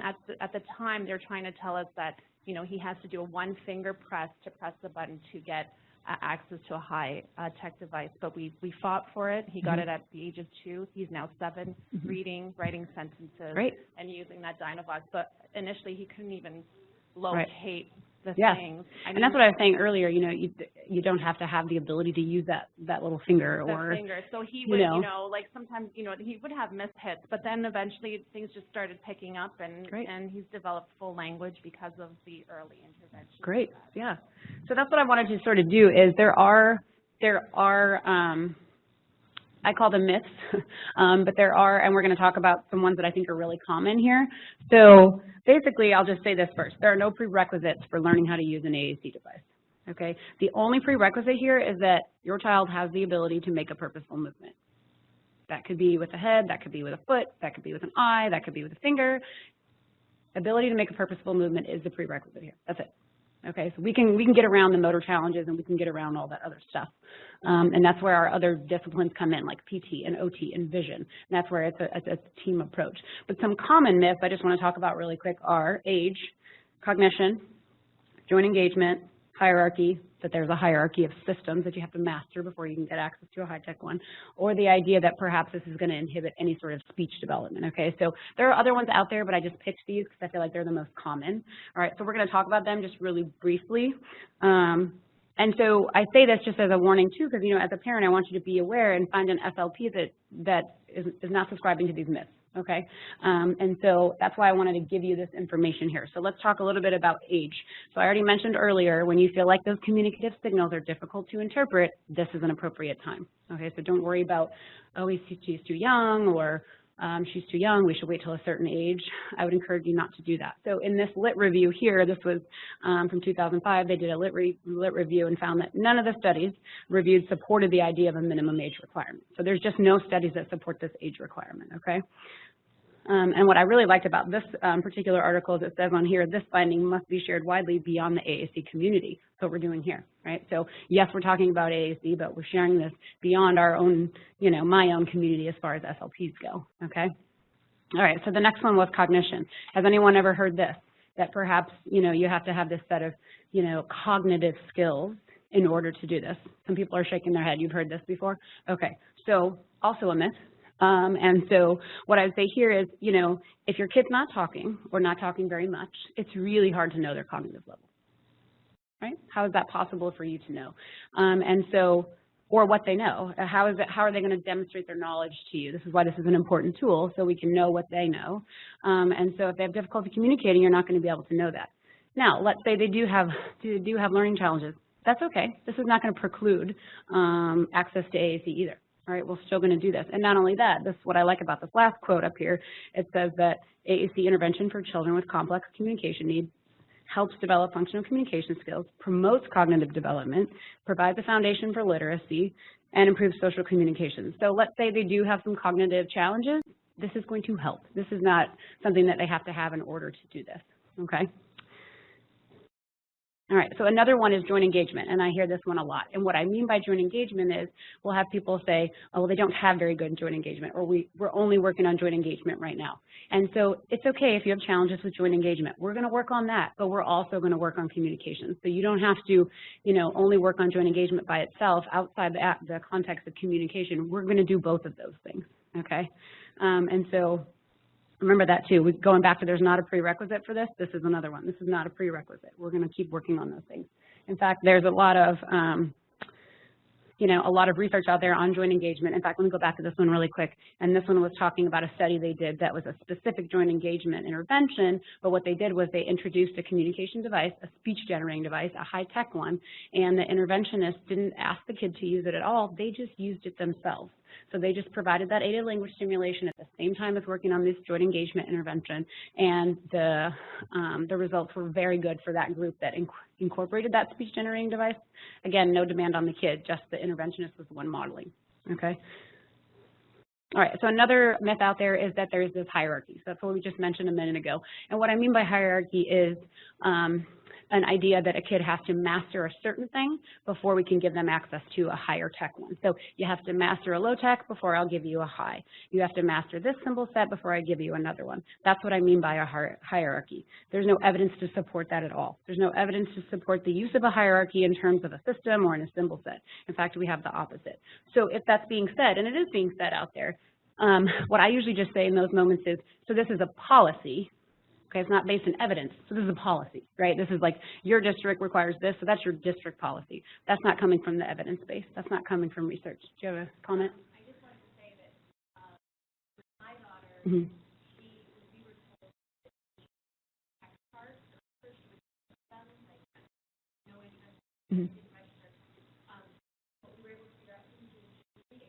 She can read, but she will not use the text card. Mm-hmm. And no one would give us Until she mastered that one. right. Right. So what she doesn't understand, but Yeah. read full sentences. Right. Yeah, that's a perfect example.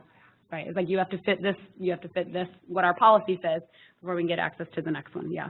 In fact, I really like this quote here from this article here, because this one talks about in the context of moving from a very simple system into a more complex and on and on and on, and sort of moving through this process. This one says, we argue that the practice of starting with simple technologies and switching to unrelated complex devices later in life may negatively affect language development.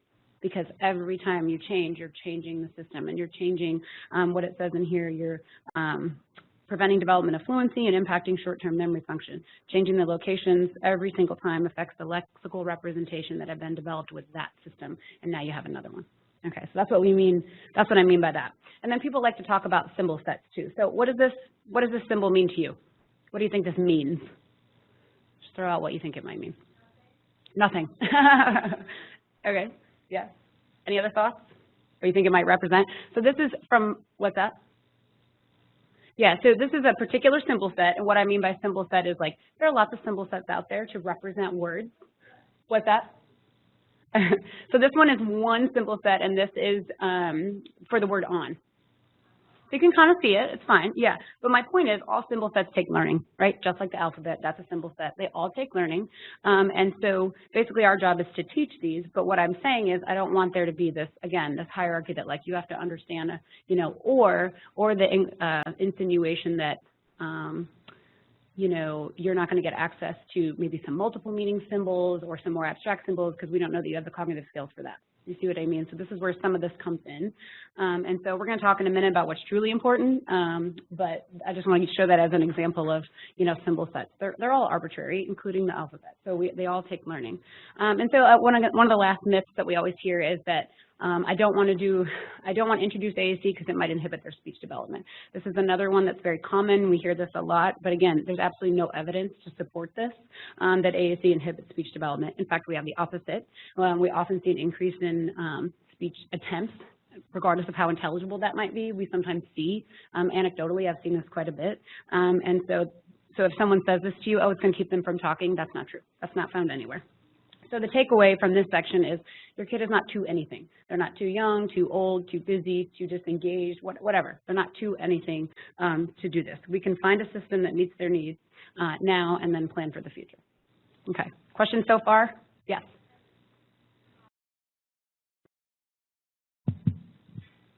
So it's not that I was told these myths, it's that I just wasn't told anything. My son is has a lot of developmental delays, doesn't speak, I mean, could barely hold his head up or anything. Okay. He moves his arms a little. Right now with speech, I guess they're concentrating more on getting him to swallow again, and it's more like oral motor. Yeah. So you're saying even someone like him can benefit from this. Yes. And so it's more of me talking with his speech therapist and requesting. Yeah, in addition to working on the swallowing, in addition to working on the motor stuff that you're doing, because it sounds like there's a swallowing issue too and feeding. Right. So in addition to that, So right now, like at least as far as, so I have 2 speech therapists, one that I pay because no one wanted to work on him. Everyone was afraid of, the aspiration. She got him to start swallowing right away, like almost immediately. Now I finally found a company that was willing to work with him, but the company through the insurance is only covering like 30 minutes. If we were to get something like this, can this push the time more so that there's a little bit for the oral motor and a little bit more for the speech? I think it just depends. Like, are you here in the U.S.? Yes. Okay. So I think it depends on the state. I think it depends on your region. Insurance policy, there's a bunch of different factors. Insurance, Exactly, yeah. So to answer that question, it's hard to say. I understand. But certainly it's something that you should be definitely looking at. Okay. So however that works out as far as getting, additional time, I don't know. But. And so ideally my SLP should know what this all is. Like if I say, hey, I want to start with an AAC device for my son. But not all SLPs are specialists in this. Similar in the way that I'm not a specialist in stuttering. I'm not a specialist in feeding and swallowing. Okay. So we all have a same general background as far as what we get in our graduate training and things like that. And so we have such a wide scope. And then what tends to happen after we sort of get out and into the field, we sort of pick some specialty areas perhaps that we're more interested in. And so I would encourage you to find an SLP that has that as a clinical interest. Okay. Because they'd be more knowledgeable, perhaps went to more continuing ed, things like that. Okay, thank you so much. When I asked about this too, I think it's a Medicaid thing too, possibly, is that you have to be evaluated by a special place. And so, like in our hometown, I do not think we have an actual evaluation area that can do that. So we would have to drive to St. Louis or Columbia or something like that to get that evaluation. And then it made it sound like that they probably would have to trial it, loaner, and see how it works before it's a good idea to trial it. Most insurance companies will ask for a trial, but even if they don't, I think it's a good idea to do a trial, meaning like, you feel like this one might be a good fit, and let's take it home and let's trial it and let's take some data and let's decide if we think that's going to be a good fit for everybody. So you should definitely do a trial. So it might be a little tricky trying to find someone if you're in a smaller area that is specializing in it, but she was able to get me to someone that I could talk to. Yeah, and that might be a good route to go. Ask some SLPs in your area, like who do you know, or are there specialty sites?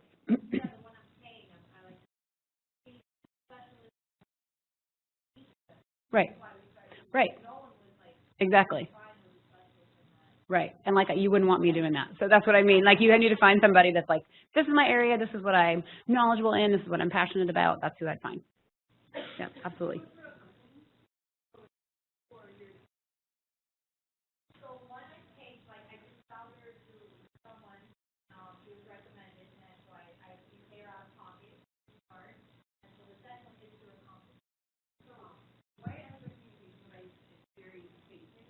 Okay. It's very basic, just with 9 pictures on it. We're still in the very beginning stages. But where we go for therapy, speech therapist is not a specialist in devices, but they do have one. And so they will schedule appointments for us to see him if we have any special needs that we have met with his device, if we have any questions. So we don't have for that and talk to us about it.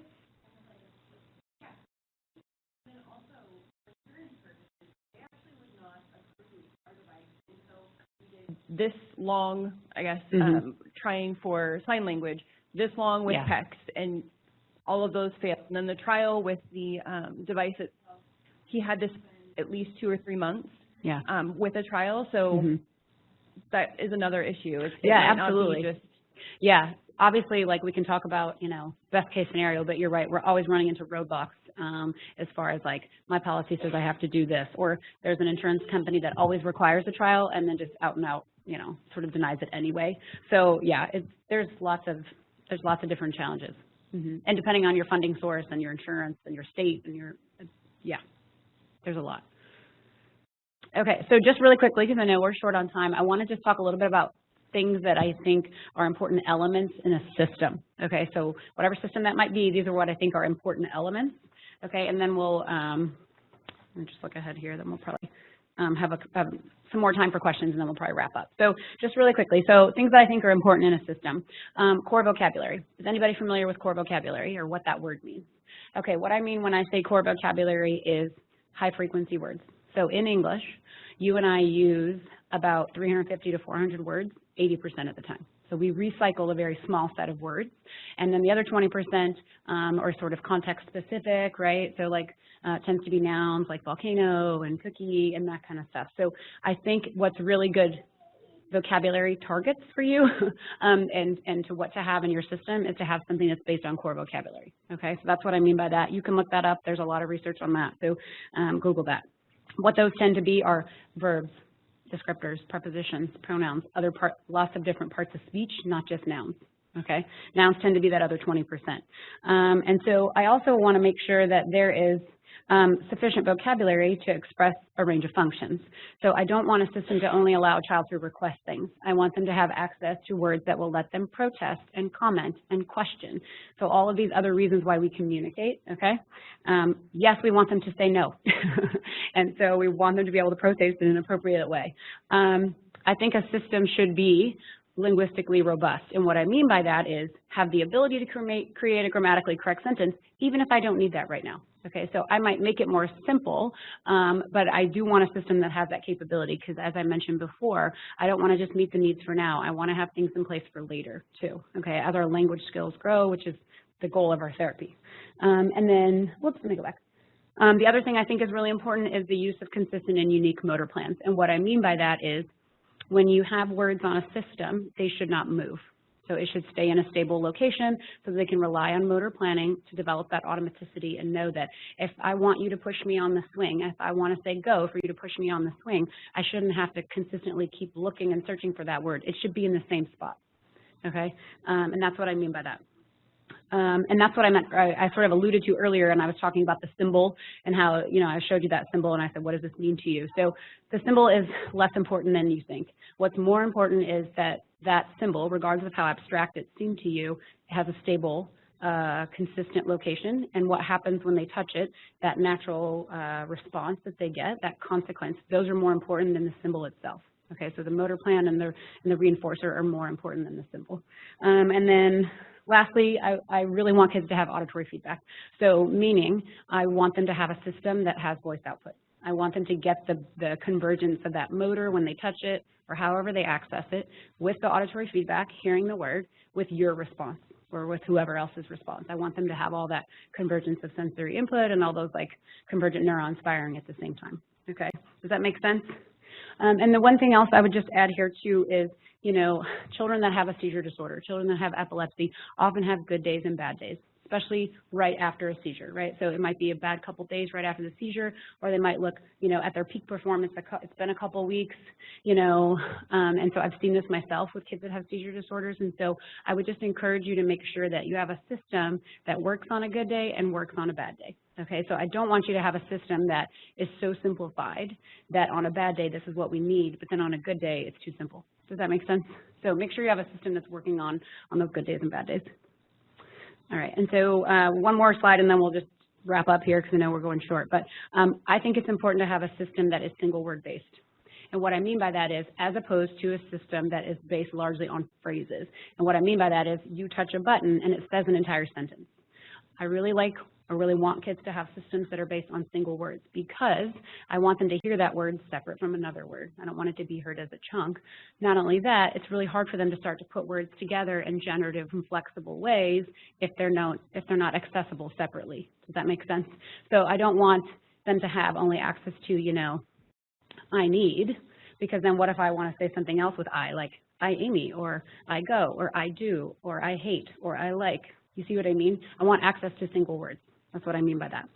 And I don't want them to have a system that requires literacy, but promotes literacy. Okay, so you shouldn't have to have literacy skills in order to use the system, but it should be something that allows you to see those sight words as they pop up, or to have access to a keyboard that has letters and things like that. So that's what I mean by that. All right, and so I'm just going to skip these last ones.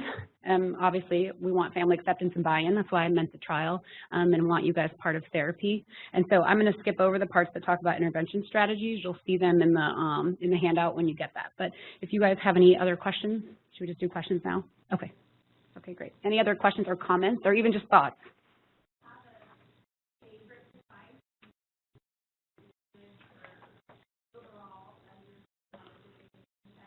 Yeah.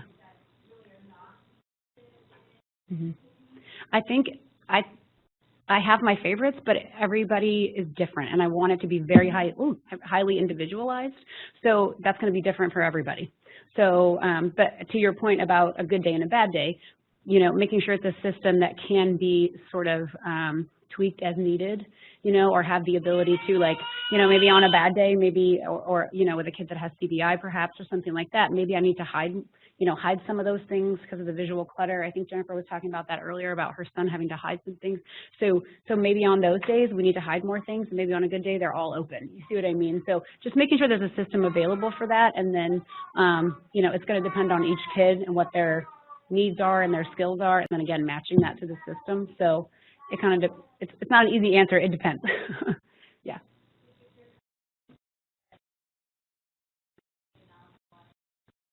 Mm-hmm.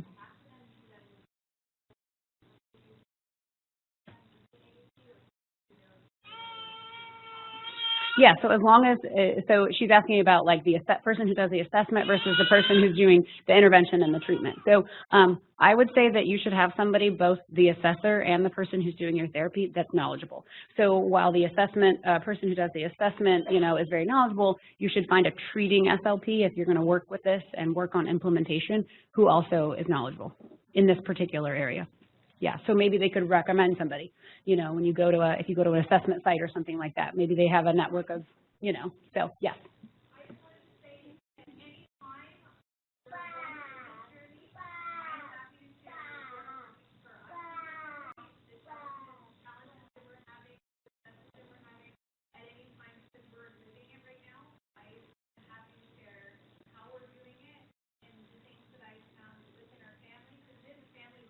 Right, absolutely.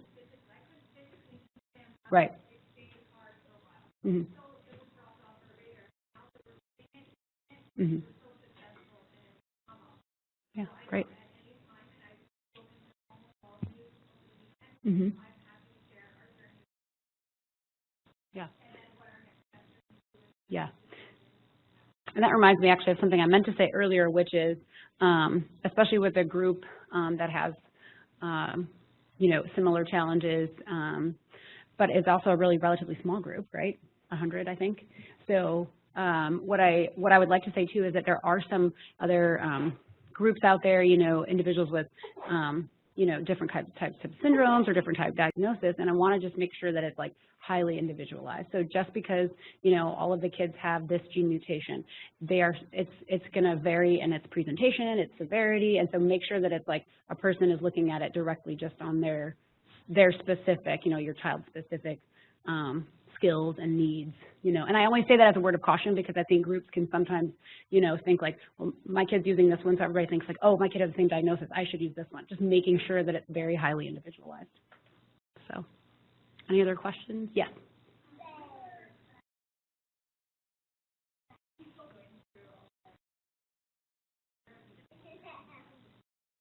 Okay. Okay.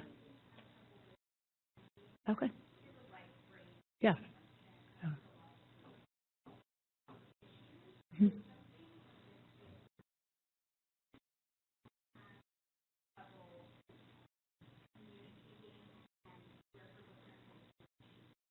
Mm-hmm. Yeah. Yeah. yeah, so there's a lot of different, systems out there. There's a lot of different apps out there. So it kind of, it depends specifically. I mean, you could ask somebody to look specifically at that, maybe meet with someone, say, these are the communication challenges that I'm seeing. Like, is there something that could help her with this from a technology standpoint? It's possible. Yep. Yeah. Any other thoughts or questions? My email is on the handout. When you get access to that, my email's on the last slide. So if you have any questions, feel free to email me. Oh, great. Okay. Yep. So my email's on there. Okay, great. Thank you. Is my pen? No, I think that's my pen. Oh, you're welcome. Yeah. All right, thank you so much, Amy. Okay, next up we have Dr. Ryan Uwe. Dr. Uwe recently joined Children's National Health System as a developmental and behavioral pediatrician, with faculty appointment as assistant professor in Department of Pediatrics in the George Washington University School of Medicine. He completed his fellowship training in developmental and behavioral pediatrics from Cincinnati Children's Hospital Medical Center. During that time, he also managed to complete a master's in public health degree and training with a federally funded program, LEND, or Leadership Education in Neurodevelopmental and Other Disabilities. He has given numerous talks and presentations in various platforms about his work with children with special healthcare needs. He has a brother with Down syndrome, which inspired him to pursue and be passionate about his field of specialty. Thank you.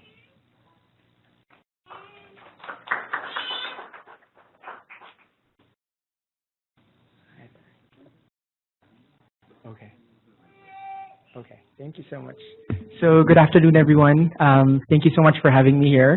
And I just want to say that I'm really thrilled to be in front of you guys. When I came about this group, I was thoroughly impressed because, I mean, you have the clinicians, researchers, and family all together in the stakeholders, and I don't see that a lot with other conditions. So yeah, I'm really excited. So as mentioned, I'm a developmental and behavioral pediatrician, so I know my topic is kind of broad. I mean, development, basically speech, motor, cognitive, social skills, and then the behavior aspect of it. So I kind of see a lot of issues, ADHD, autism, school problems, learning problems, so basically a lot of things. So I do want to proceed and kind of get through. I know there's a lot of topics that I'm going to cover, just because when I reach out to Maggie and ask for like specific topics to give, I got a lot of different ideas, and so I wanted to kind of at least touch on those things. So yeah. So just an overview of what I'm going to be talking about. So just general development and behavior, and then mostly tips and strategies on how to improve communication, speech and language, and some cognitive skills. And then I'll be touching a little bit about autism and functions of behavior. And so as an introduction, I think you already saw this slide from Amy, the previous one. So we also did our research on what SCN8 related epilepsies are, because again, as mentioned, it's a relatively small field, and to be honest, I've never had a patient with that. But again, some of the features of children with this condition is that they might have some physical and intellectual disability. The intellectual disability ranges from mild to severe. And then they have a very varied presentation. So they might have developmental delays, some might have regression, some might have just slowing. And then in terms of motor, they might have hypotonia, movement disorder. And then for the speech and language, again, it has a very varied presentation. So some might be verbal, some might not be verbal. And then I also came across this autism-like features in some. I tried to look more specifically about what they were saying about autism-like features, but they did not really elaborate on that. So I'll be kind of touching that, and I'd be curious to know also what the autism-like features are from you guys. But yeah. And then, so as for the general development, as you know, development may be unequal for a lot of kids, right? And so they might have some strengths non-verbally, or they might have better receptive language than their expressive language. So it's not always equal. And then children acquire and pass through different stages of development at their own pace. So that's why we always tell parents not to, I mean, it's easy to compare them to other kids, but that's the reason why we usually don't want to compare them as well. And then they have different strengths and weaknesses. And what we always tell parents is that we always have to capitalize on those strengths to work on their weaknesses. And then inconsistencies in using the skills that they have. So as mentioned by Amy, there are some good days. They might be using their words on a good day, and on a bad day, they're not wanting to use their words. And so speech and language development, broadly, they have two components. Actually, there is a third one. So the major ones are the expressive, or the way they communicate with you, and the one is receptive, or the way they understand or comprehend what you're saying. And then the third one is the pragmatics, or the social piece. But I'll be talking about that separately later. And so as we know, language and communication is key for all relationships. And so personally, and I think all developmental and pediatricians would agree, that we place heavy emphasis on speech and language. Usually when we prioritize things, we always push for speech and language therapy, just because speech and language impacts learning, behavior, and they also impact relationships, right? And so a lot of times we see patients in our clinic with behavior issues, and most of them have speech issues as well, because just imagine if they can't communicate to you what they want, what they need, they're easily frustrated. And so therefore, we find adaptive ways for them to communicate. And so I think this was mentioned by the previous speaker, Amy. So in order for kids to effectively communicate, there has to have two conditions, right? So one is that children must have a reason to communicate. So it should be rewarding, it should be motivating for them, right? Because if they don't have any incentive to talk, why would they even try to speak? If you kind of give them right away what they want without them asking for it, it's like, oh, I don't have to request for it anymore. And then the next one is they have to have means to communicate. So that's what Amy was saying, the previous speaker, about AAC. So giving them a way. So it's not just text, but it could also be pointing, gesturing, eye gaze, picture exchange, AAC, so or words. So anything that they can use to convey their message. And so visual supports are critical and important. As we know, visual supports are concrete, meaning it's tangible, they can see it, and it's absorbed visually. And as we know, kids who are not able to talk have a particular strength with their visual or nonverbal skills. And as we know, visual supports are stable over time, meaning a picture of an apple is an apple forever, right? It only means one thing. And it attracts and holds attention. So colors, shapes, those kind of catch their attention. And then they also make concepts more concrete, as mentioned.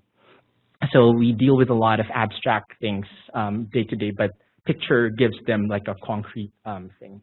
And then lastly, it's good for prompting technique, right?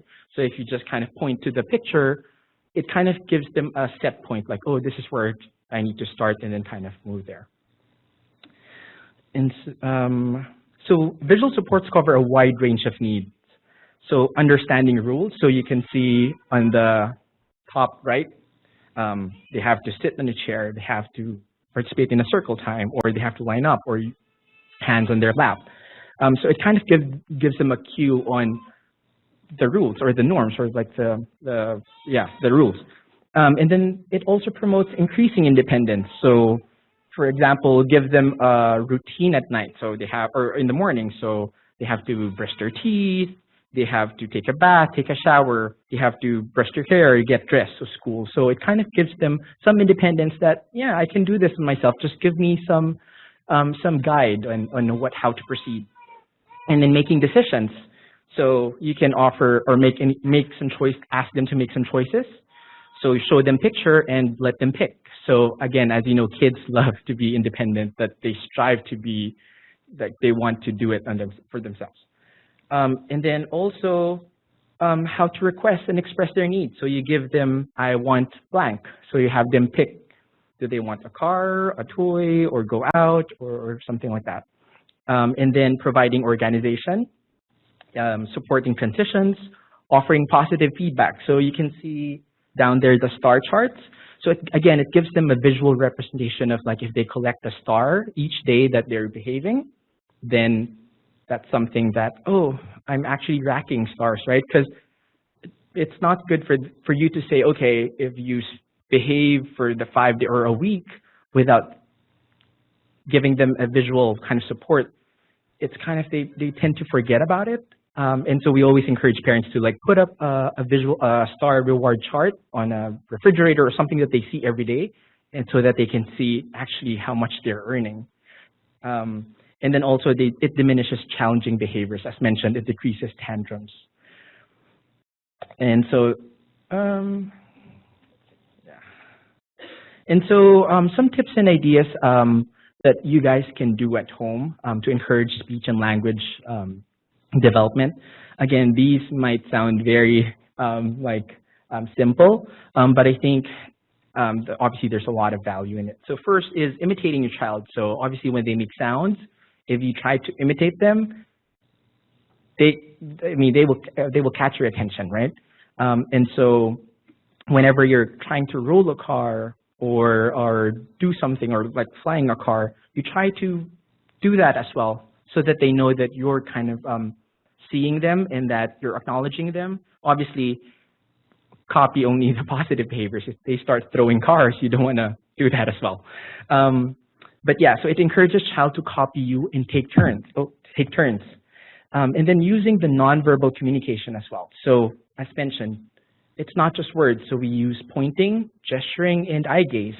So I always encourage parents to exaggerate sometimes, like nod your head saying yes or no, right? Rather than just saying yes or no, you kind of pair that with a big gesture or pointing. So like instead of saying look, kind of try to exaggerate your whole body so that your child knows that, oh, his body, like his whole body turned.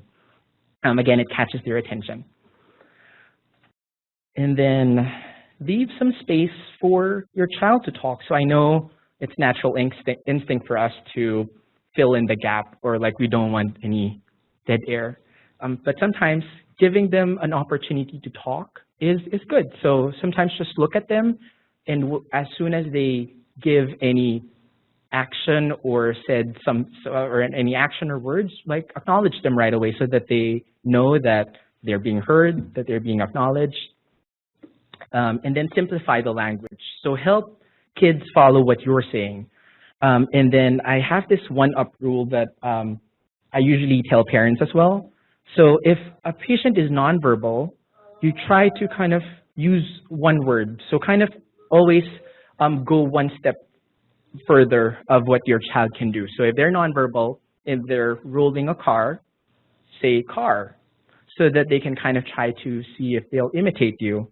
Or if they're saying single words, then go one step beyond and use short phrases. So if you see them rolling a car and they're able to say car, you say, let's say a yellow car, or like a blue car, or like a car moving. So something like that. And then you basically just increase what your child can do. So basically go one step ahead all the time. And then the next one is follow your child's interest. So reflect and narrate what your child is doing. Oftentimes, as adults, we usually ask, if we enter a room and our child is like coloring or something, our usual instinct is like, what are you doing, right? Or what's that? So we usually ask them what they're doing, or we try to kind of participate with them by asking questions. It's actually not that good if you think about it, because sometimes some kids might feel judged, like, oh, am I doing something wrong? Or sometimes they can't tell you what they're doing, right? But rather, we kind of need to reflect and kind of just narrate what they're doing. So if they're coloring, like, for example, let's see, a dog, you say, oh, you're coloring the dog with a color blue. So it's a non-threatening way. You basically you're not putting pressure on them. So you're basically just telling them what they're doing. Or say, oh, you're putting a princess on top of a tower, or something like that. So it's more of like reflecting. You're validating them, you're supporting them with what they're doing, and they kind of feel encouraged to do more. Yeah. I was just going to add that I Yeah. noticed with Stella that it takes her extra long to talk whatever I'm saying. Exactly. And as I keep talking, Exactly. even if it's the same word. So, for example, she has this little card that she can activate with Mm-hmm. And so we would say, you know, Stella, go, you know, even though we were making small words. Right. Every time I said go, she had to stop and process what I was saying. What did you say? So Yeah. if I just said it once and then didn't say a thing and let her process it, then she was hitting that button. Right. But the more I said it, It just confuses them. She was like, oh, more stuff. Exactly. Concentrate on pressing Exactly. because she's talking to me again. Exactly. So we really had to step back, and I'm a talker, so I had to really like restrain myself. Giving her very short, simple Exactly. words, and then let her process. Exactly. Just, yeah, wait for, leave the space, yeah, exactly, for them to do. And then as soon as they do it, comment right away, like, good job pushing that button so that they're, yeah, exactly. All right. And then make them work for objects. Again, as parents, we tend to just give them right away what they want to prevent tantrums and disappointments. But sometimes make them work for it, right? So that they try and see what they're capable of doing. Are they going to point? Are they going to grab your hand? Are they going to use their words to say open or something like that, rather than just you instinctively giving it right away without giving them the opportunity to work for it. And then engage in fun play routines several times. So actually wait for the child to reinitiate the routine. So for example, if you're tickling each other, so it's your turn and then his turn, your turn, his turn. So see if he'll do it and reinitiate the routine. So like peekaboo or bubbles. So those are the kind of situations where you want to see if they're going to actually do what you're doing, right? All right. And so now we proceed to cognitive development. So cognition or cognitive function is how a child learns or acquires knowledge and interacts with the surrounding environment. So it's a child's ability to process information, to learn new concepts and skills, and language. And so cognitive development occurs in tandem with language, specifically receptive language. So a lot of times in my clinic, again, I always say it's actually, like, again, between having an expressive delay or a receptive delay, I'd rather have an expressive delay because receptive usually is linked with the cognition. So even if a kid is not talking or have weaker expressive language delay, as long as the receptive language is far advanced, then that's better, right? And we always need to talk with kids with reasoning-based or refined analysis so that we teach the child to reason and analyze. And so exercising thinking skills is not the same as acquiring information. So don't just add content. So what I mean is, for example, if you're drilling, not drilling, if you're showing a flashcards to a kid, A, B, C, D, or if you're teaching them letters. So that's more of giving them knowledge, but you're actually not providing them structure, right? So if you're basically asking them to memorize the letters or the words without doing anything else, then you're basically giving them knowledge, but you're not actually asking them to think more. That makes sense. So we encourage comprehension, or why did this happen, or what happened, analysis, or breaking down information, and synthesis, kind of putting together information or evaluating, right?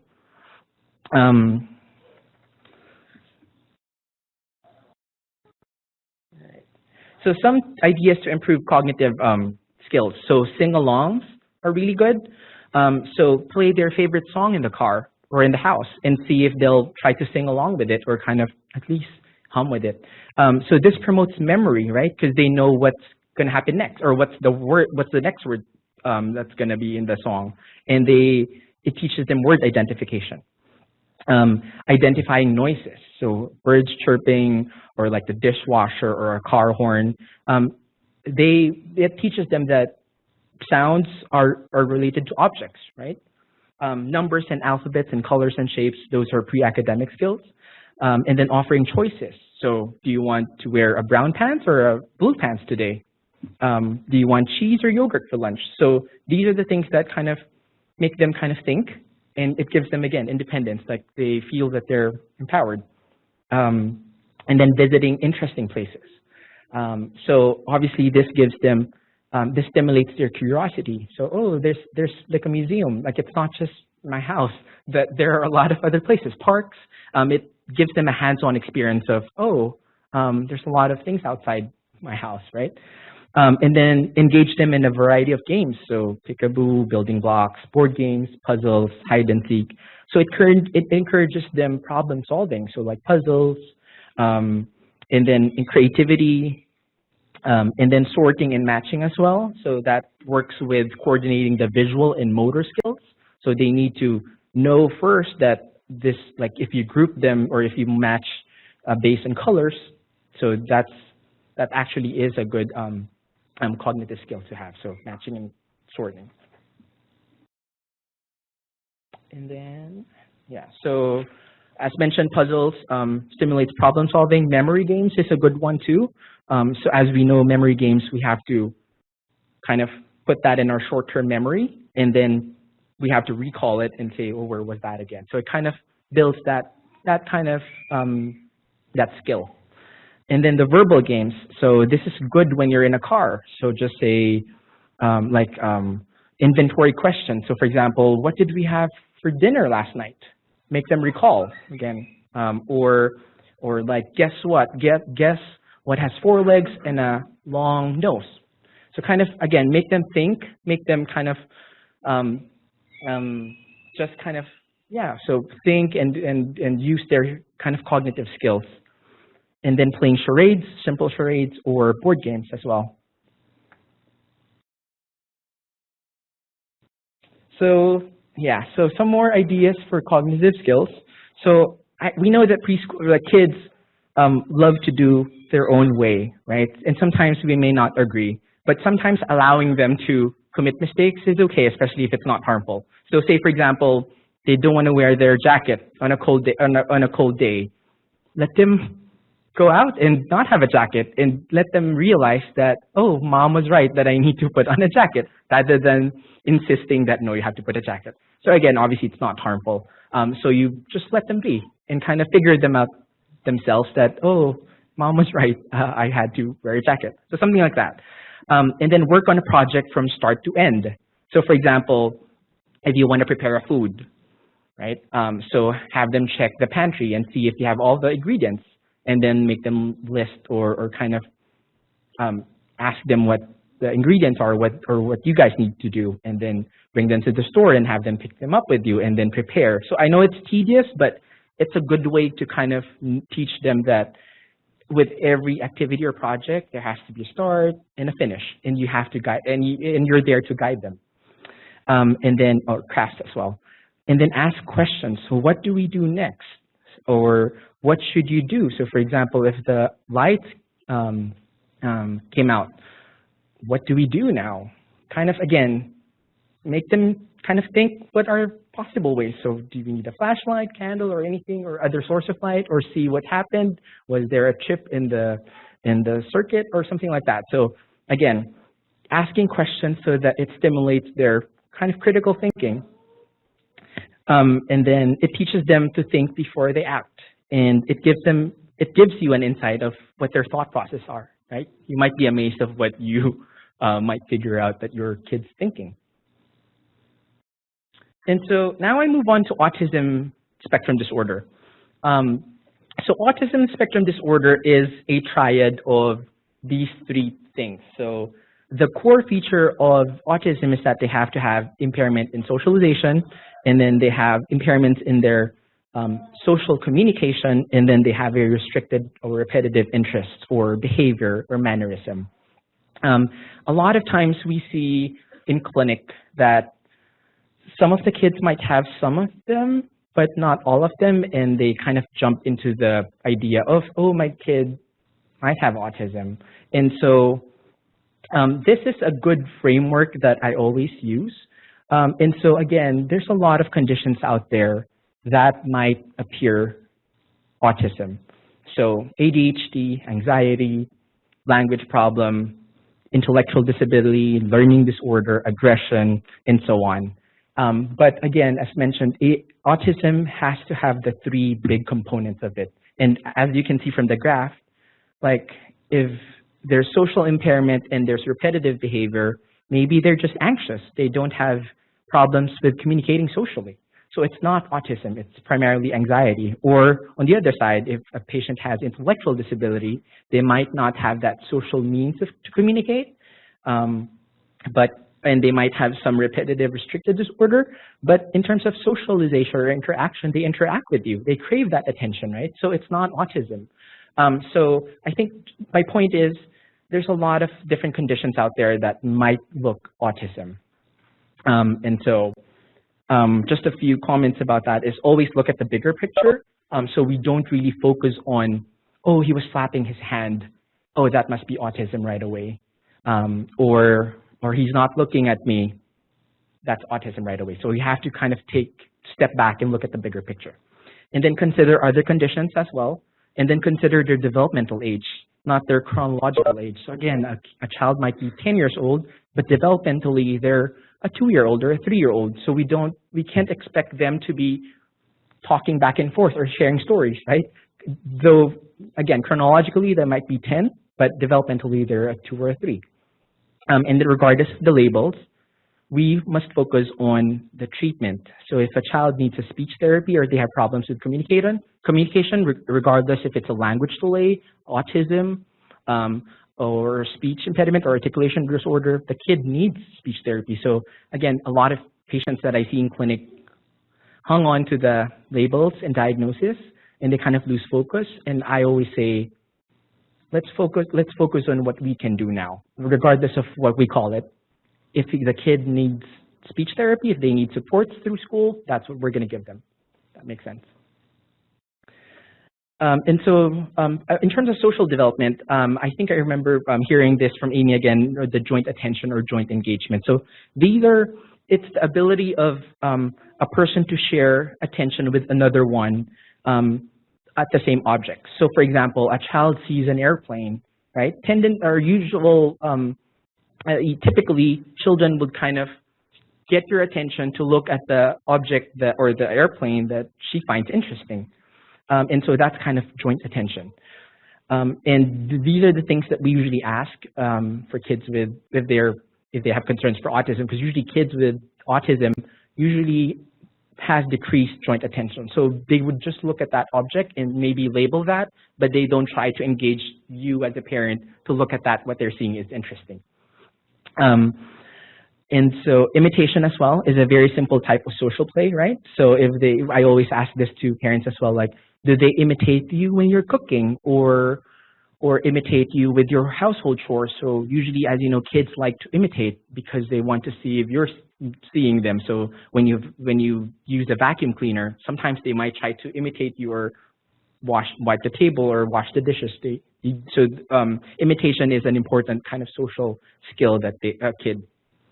And then clapping, dancing, using the rattle, and puppets, those are types of imitation.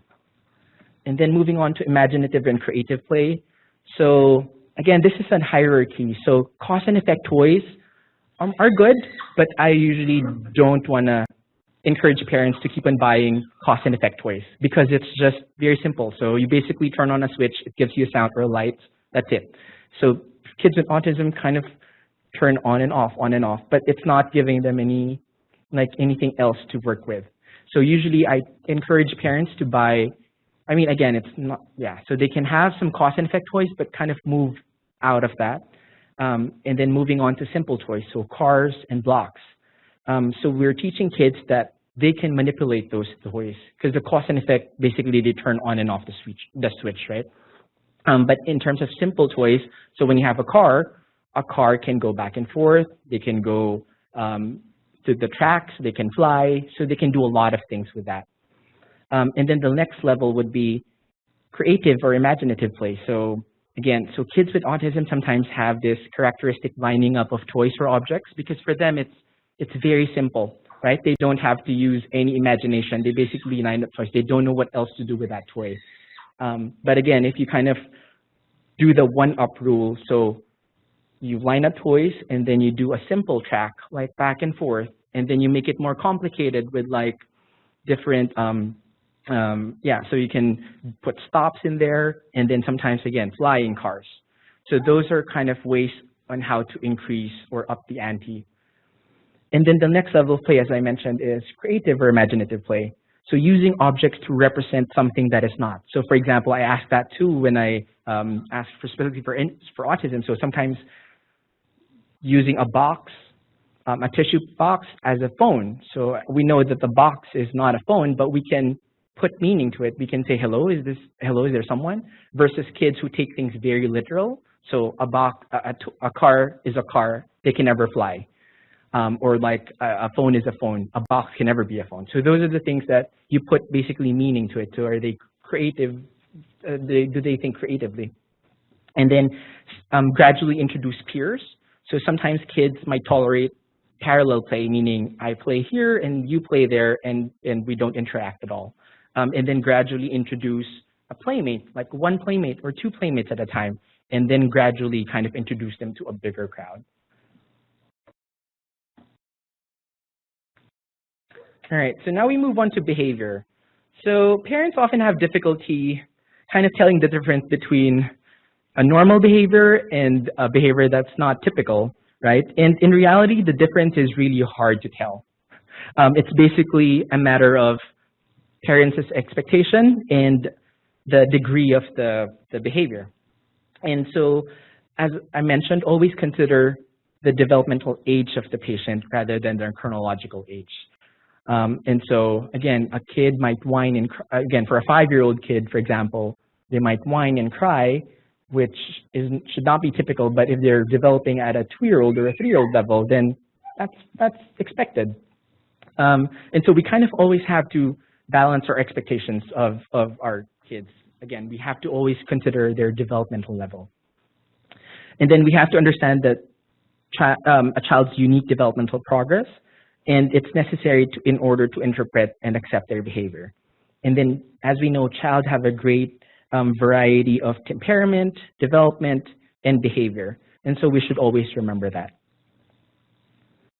So there's 3 types of behavior. So obviously the desirable or appropriate that we want them to or encourage them to do. And then there's one that's neither good or bad. So for example, if the child is sick and he's whiny, that's okay because he's sick, or there's a calamity and they start regressing or something like that. And it's not necessarily bad, but it's not necessarily good as well. And then there's the undesirable or inappropriate behavior, meaning those are the ones that we want to decrease or eliminate or replace at all costs.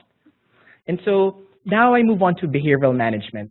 So some theories in practice. So we know that in order for us to remove the negative or inappropriate behavior, we have to replace it with something else. Because otherwise it will just, if you try to prevent the undesirable behavior, it'll just morph into something else that's probably negative as well. And that behaviors are learned through time. And so when we are able to learn it, then that means that we are also able to unlearn it, right? But it takes time. And understanding what behavior is problematic does not give us anything else. So I always see this in clinic as well. So a mom comes in and says the child is hitting or screaming or spitting or pulling hair. It's good to know what the behavior is, but I actually want to know what's causing the behavior. Because again, child A might kick and scream in response to being told no, but then another child might respond to crying when told no. So both of them have the same reason for it when they're told no, but their behavior is very different. And so that's why I kind of tell parents, like, it doesn't really give me anything if you tell me what they're doing, but I actually want to know what's the cause of that behavior. So I'm going to be going through more in detail about that later on. But so why the behavior occurs is very important, and not necessarily the what is the behavior. And so that's what we call function of the behavior. So what why does the behavior persist? So what environmental events that maintain the problematic behavior? And that's what we're focusing on. And treatment is based on the identified function and not the behavior itself. So again, as mentioned, hitting, crying, screaming, stomping feet, falling to the ground, it doesn't really matter. What matters is how we can prevent that from happening again. So we have to know what the underlying reason is. So that's why, yeah, these pictures, we're focused on the function rather than the form of the behavior. So there are just four major functions of behavior. So one is attention seeking. So pretty explanatory, right? Is the kid wanting your attention? That's why they're screaming, they're kicking, they're tantruming. So it could be either verbal or nonverbal, or physical or nonverbal. And then the next one is tangible, meaning they want something, they want to get it now, right? So if they don't get it now, or if you tell them no, that's when they tantrum. And then the third one is escape behavior, or they don't want to do what you're telling. So if you tell them, Johnny, clean up your toys, and then they start crying or tantruming, that means that they don't want to do what you're telling them. So they want to escape that. Or if a teacher tells them, okay, we need to answer problems 1, 2, 3, and then they start crying. So that means that they want to get away from that task. And then the last one is automatic, meaning it could be sensory, it could be blocking or pain. So for example, a kid might have an earache, so they bang their heads because they want to mask that pain. So that's something internal. So this is one of the harder functions to kind of identify because it's not obvious. So again, so kids with autism have that sensory issue inside that they just need to do it. Again, tapping their hands. It's not because they want to escape behavior, they're trying to get your attention, but it's something internal. So yeah. And so how do you figure out the function of the behavior? So you kind of have to step back and again, not focus on the behavior itself, but what are the surrounding events or environment that you see that behavior. So what was the individual trying to accomplish? Was he trying to escape? Was he trying to get your attention? When, where, in what situation or setting does the behavior commonly occur? Does it only occur in school? Does it only occur at home? Both? Everywhere? And what did the individual get in response to that behavior? Did you give in? Did you ignore? Did you redirect? So what was your response to the behavior? And then where does the behavior never or rarely occurs? So if you don't give them any demands, or like if you don't tell them to do something, it never happens. So you probably think that, oh, they're doing it because you're placing a demand on them. So that's what we call the ABC, or the functional behavioral analysis. So antecedent A is what happened before the behavior, and B is the behavior itself, so crying, kicking, screaming. And then the C is the consequence, or what did the child get from that? Did you give in, and so he got what he wanted, or did you ignore it, and so the behavior persisted? So that's what we always kind of go back to. What's the ABC of the behavior? So that's what we call the functional behavior analysis. I'm not sure if you've heard of this term, but school usually does this. So again, rather than focusing on the behavior itself, we kind of step back and see what the A, B, and C's are. As mentioned, antecedents, what happened before the behavior. And then behavior is the behavior itself, form, intensity, and duration. Okay, yeah. And so this is an example of like an assessment. So again, so Karen was the sink with the teacher. Oh, Amanda was at the sink with the teacher, Karen, and then she was instructed to wash her hands, and then she screamed and stomped her foot, and then the teacher tried to redirect her, but she's still persistent. So she's trying to escape that behavior, right? And so I'll be giving you, I have a couple of copies of here that you can do, so it gives you a guide of the ABC and what we can do about it.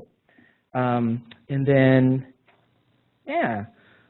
So again, I think I've already talked about this. Again, on this kind of table, you'll be seeing more of this one, so I'm just gonna skip through it in the interest of time.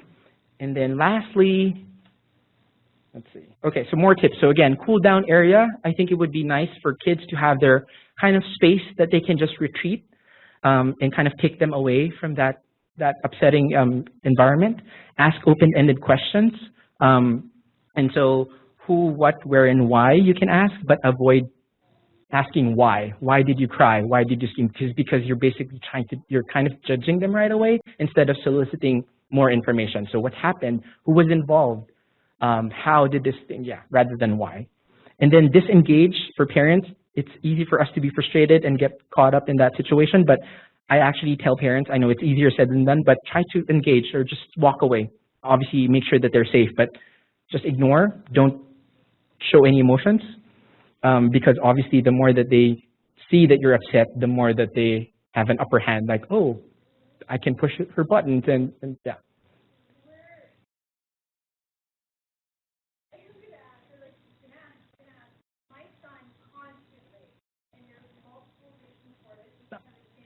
Uh-huh. And if you can imagine the speed of lightning, Right. this is something that he gets his hand in his diaper like lightning, and there's shit all over our house. Fast.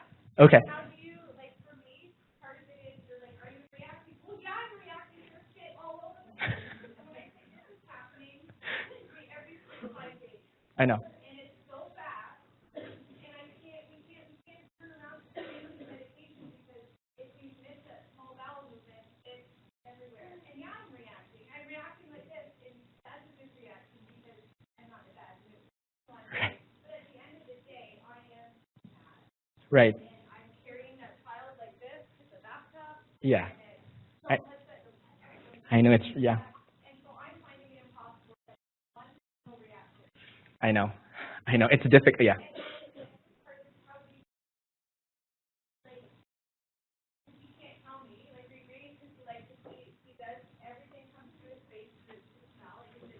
The sensory, yeah. Automatic, yeah.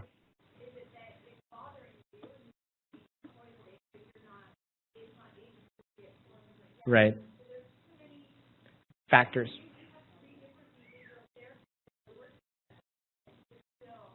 Right. I know. That's, yeah.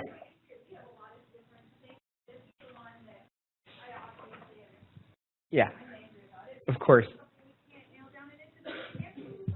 Right. Right. I wonder, have they done an ABC or the functional behavior analysis? Like, what instances surrounding that situation where he would do that? Is it attention? Or, I mean, again, I don't think it's attention.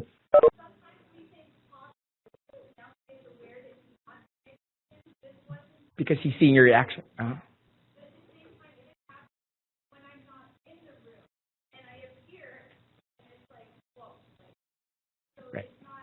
Right.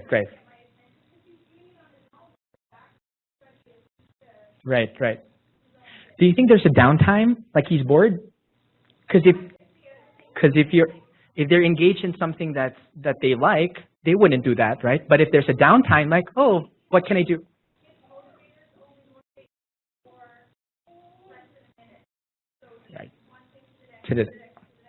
Right. Right. Yeah, those are hard. Yeah, but I think good data collection. And again, I know it's not an easy task. I know it's frustrating as well. And sometimes it could be automatic, like something internal that we can't really figure out. Like, is it more of a sensation that he just needs to do it? Or it could be, again, it could be downtime. Could it be attention seeking? It could be a lot of things. But yeah, again, ensuring that you get a good grasp of when would this happen, like all the time. Like if you kind of go back to the past month, the timing of this, what happened.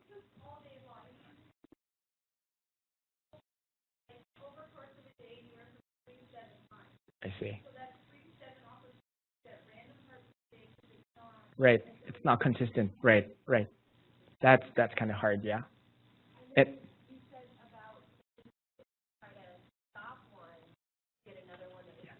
Yeah.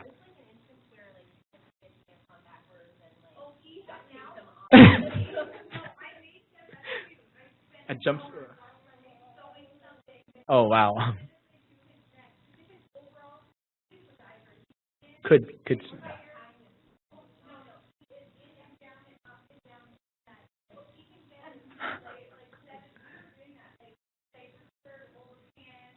Right. Just so he can't get access to it.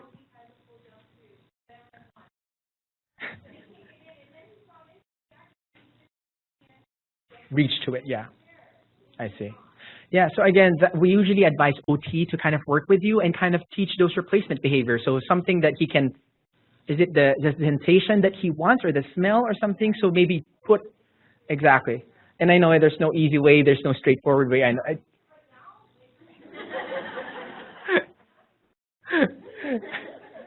Yeah. Yeah. But yeah, so, and just, yeah, are we, yeah. So again, last one would be use, no. Oh yeah, sorry. So yeah, using positive language. So a lot of times we always say, no, stop, don't do that. But instead, asking them, like telling them what you actually want them to do. So you say, stop running, but do you want me to lie down on the floor, skip, jump, right? So tell them, walk quietly or hands on your lap rather than saying, stop touching. So kind of putting it in a positive spin, right? And then providing frequent positive intentions. So a lot of times you always focus on the negative behavior, but try catching them in their good behavior, right? So that it makes them feel good about themselves. You're giving them attention because every time you tell them no or stop, you're providing them attention, and so they associate that negative behavior. Oh, I have to do this negative behavior so that mom will see me. And then offer choices, because as you know, kids want independence. And then, yeah, so there are no fast fixes. I'm so sorry about that. I wish we, but yes, right. And yeah, and to reduce the behavior, again, we must replace it with a positive one, and that reducing problem takes time, problem solving, planning ahead, open-mindedness, and patience, which I'm sure you guys have a lot. But yeah, thank you so much. And if you have any questions or comments, feel free to reach me, of course. Yeah. Yeah. And our daughter acts out when her younger sister steals her toys, and her younger sister's too, so she doesn't. Sharing. Yeah. She doesn't share. Our older daughter does, but the younger one doesn't. So would that be tangible? Tangible, something that they want. So maybe saying it's your turn, her turn. So maybe, again, using visuals to kind of say, okay, it's your turn for 5 minutes, and then flip the card, and okay, it's younger sister's turn for 5 minutes. So you're kind of giving them, because the thing is they don't know if they're ever going to get back the toy. But again, if you use a visual timer saying, you'll get this toy back, so kind of giving them visual supports, I think would be beneficial. So to respond, so if she hits her sister, like what should I do then? Should I take the toy away from her and give it back? Like, yeah, again, yeah. So obviously if hitting is a no-no, definitely, right? And so she needs to know that she can't do that. So either you redirect them or just kind of remove them from that situation and kind of redirect them to something else. Or again, that's a teachable moment that if you want to teach sharing, then you can do the if then. And if they persist on hitting the younger sister, then teach them that's a consequence. It's a no-no that you lose your chance or opportunity to play with your toy because you're hitting, something like that. So just be patient and And again, sibling, I mean, those are, again, typical behavior. But again, if it happens a lot of times, then you have a lot of things that you can try. Yeah. Okay, thank you. Yeah, of course. I think we have time for one more question, if anyone.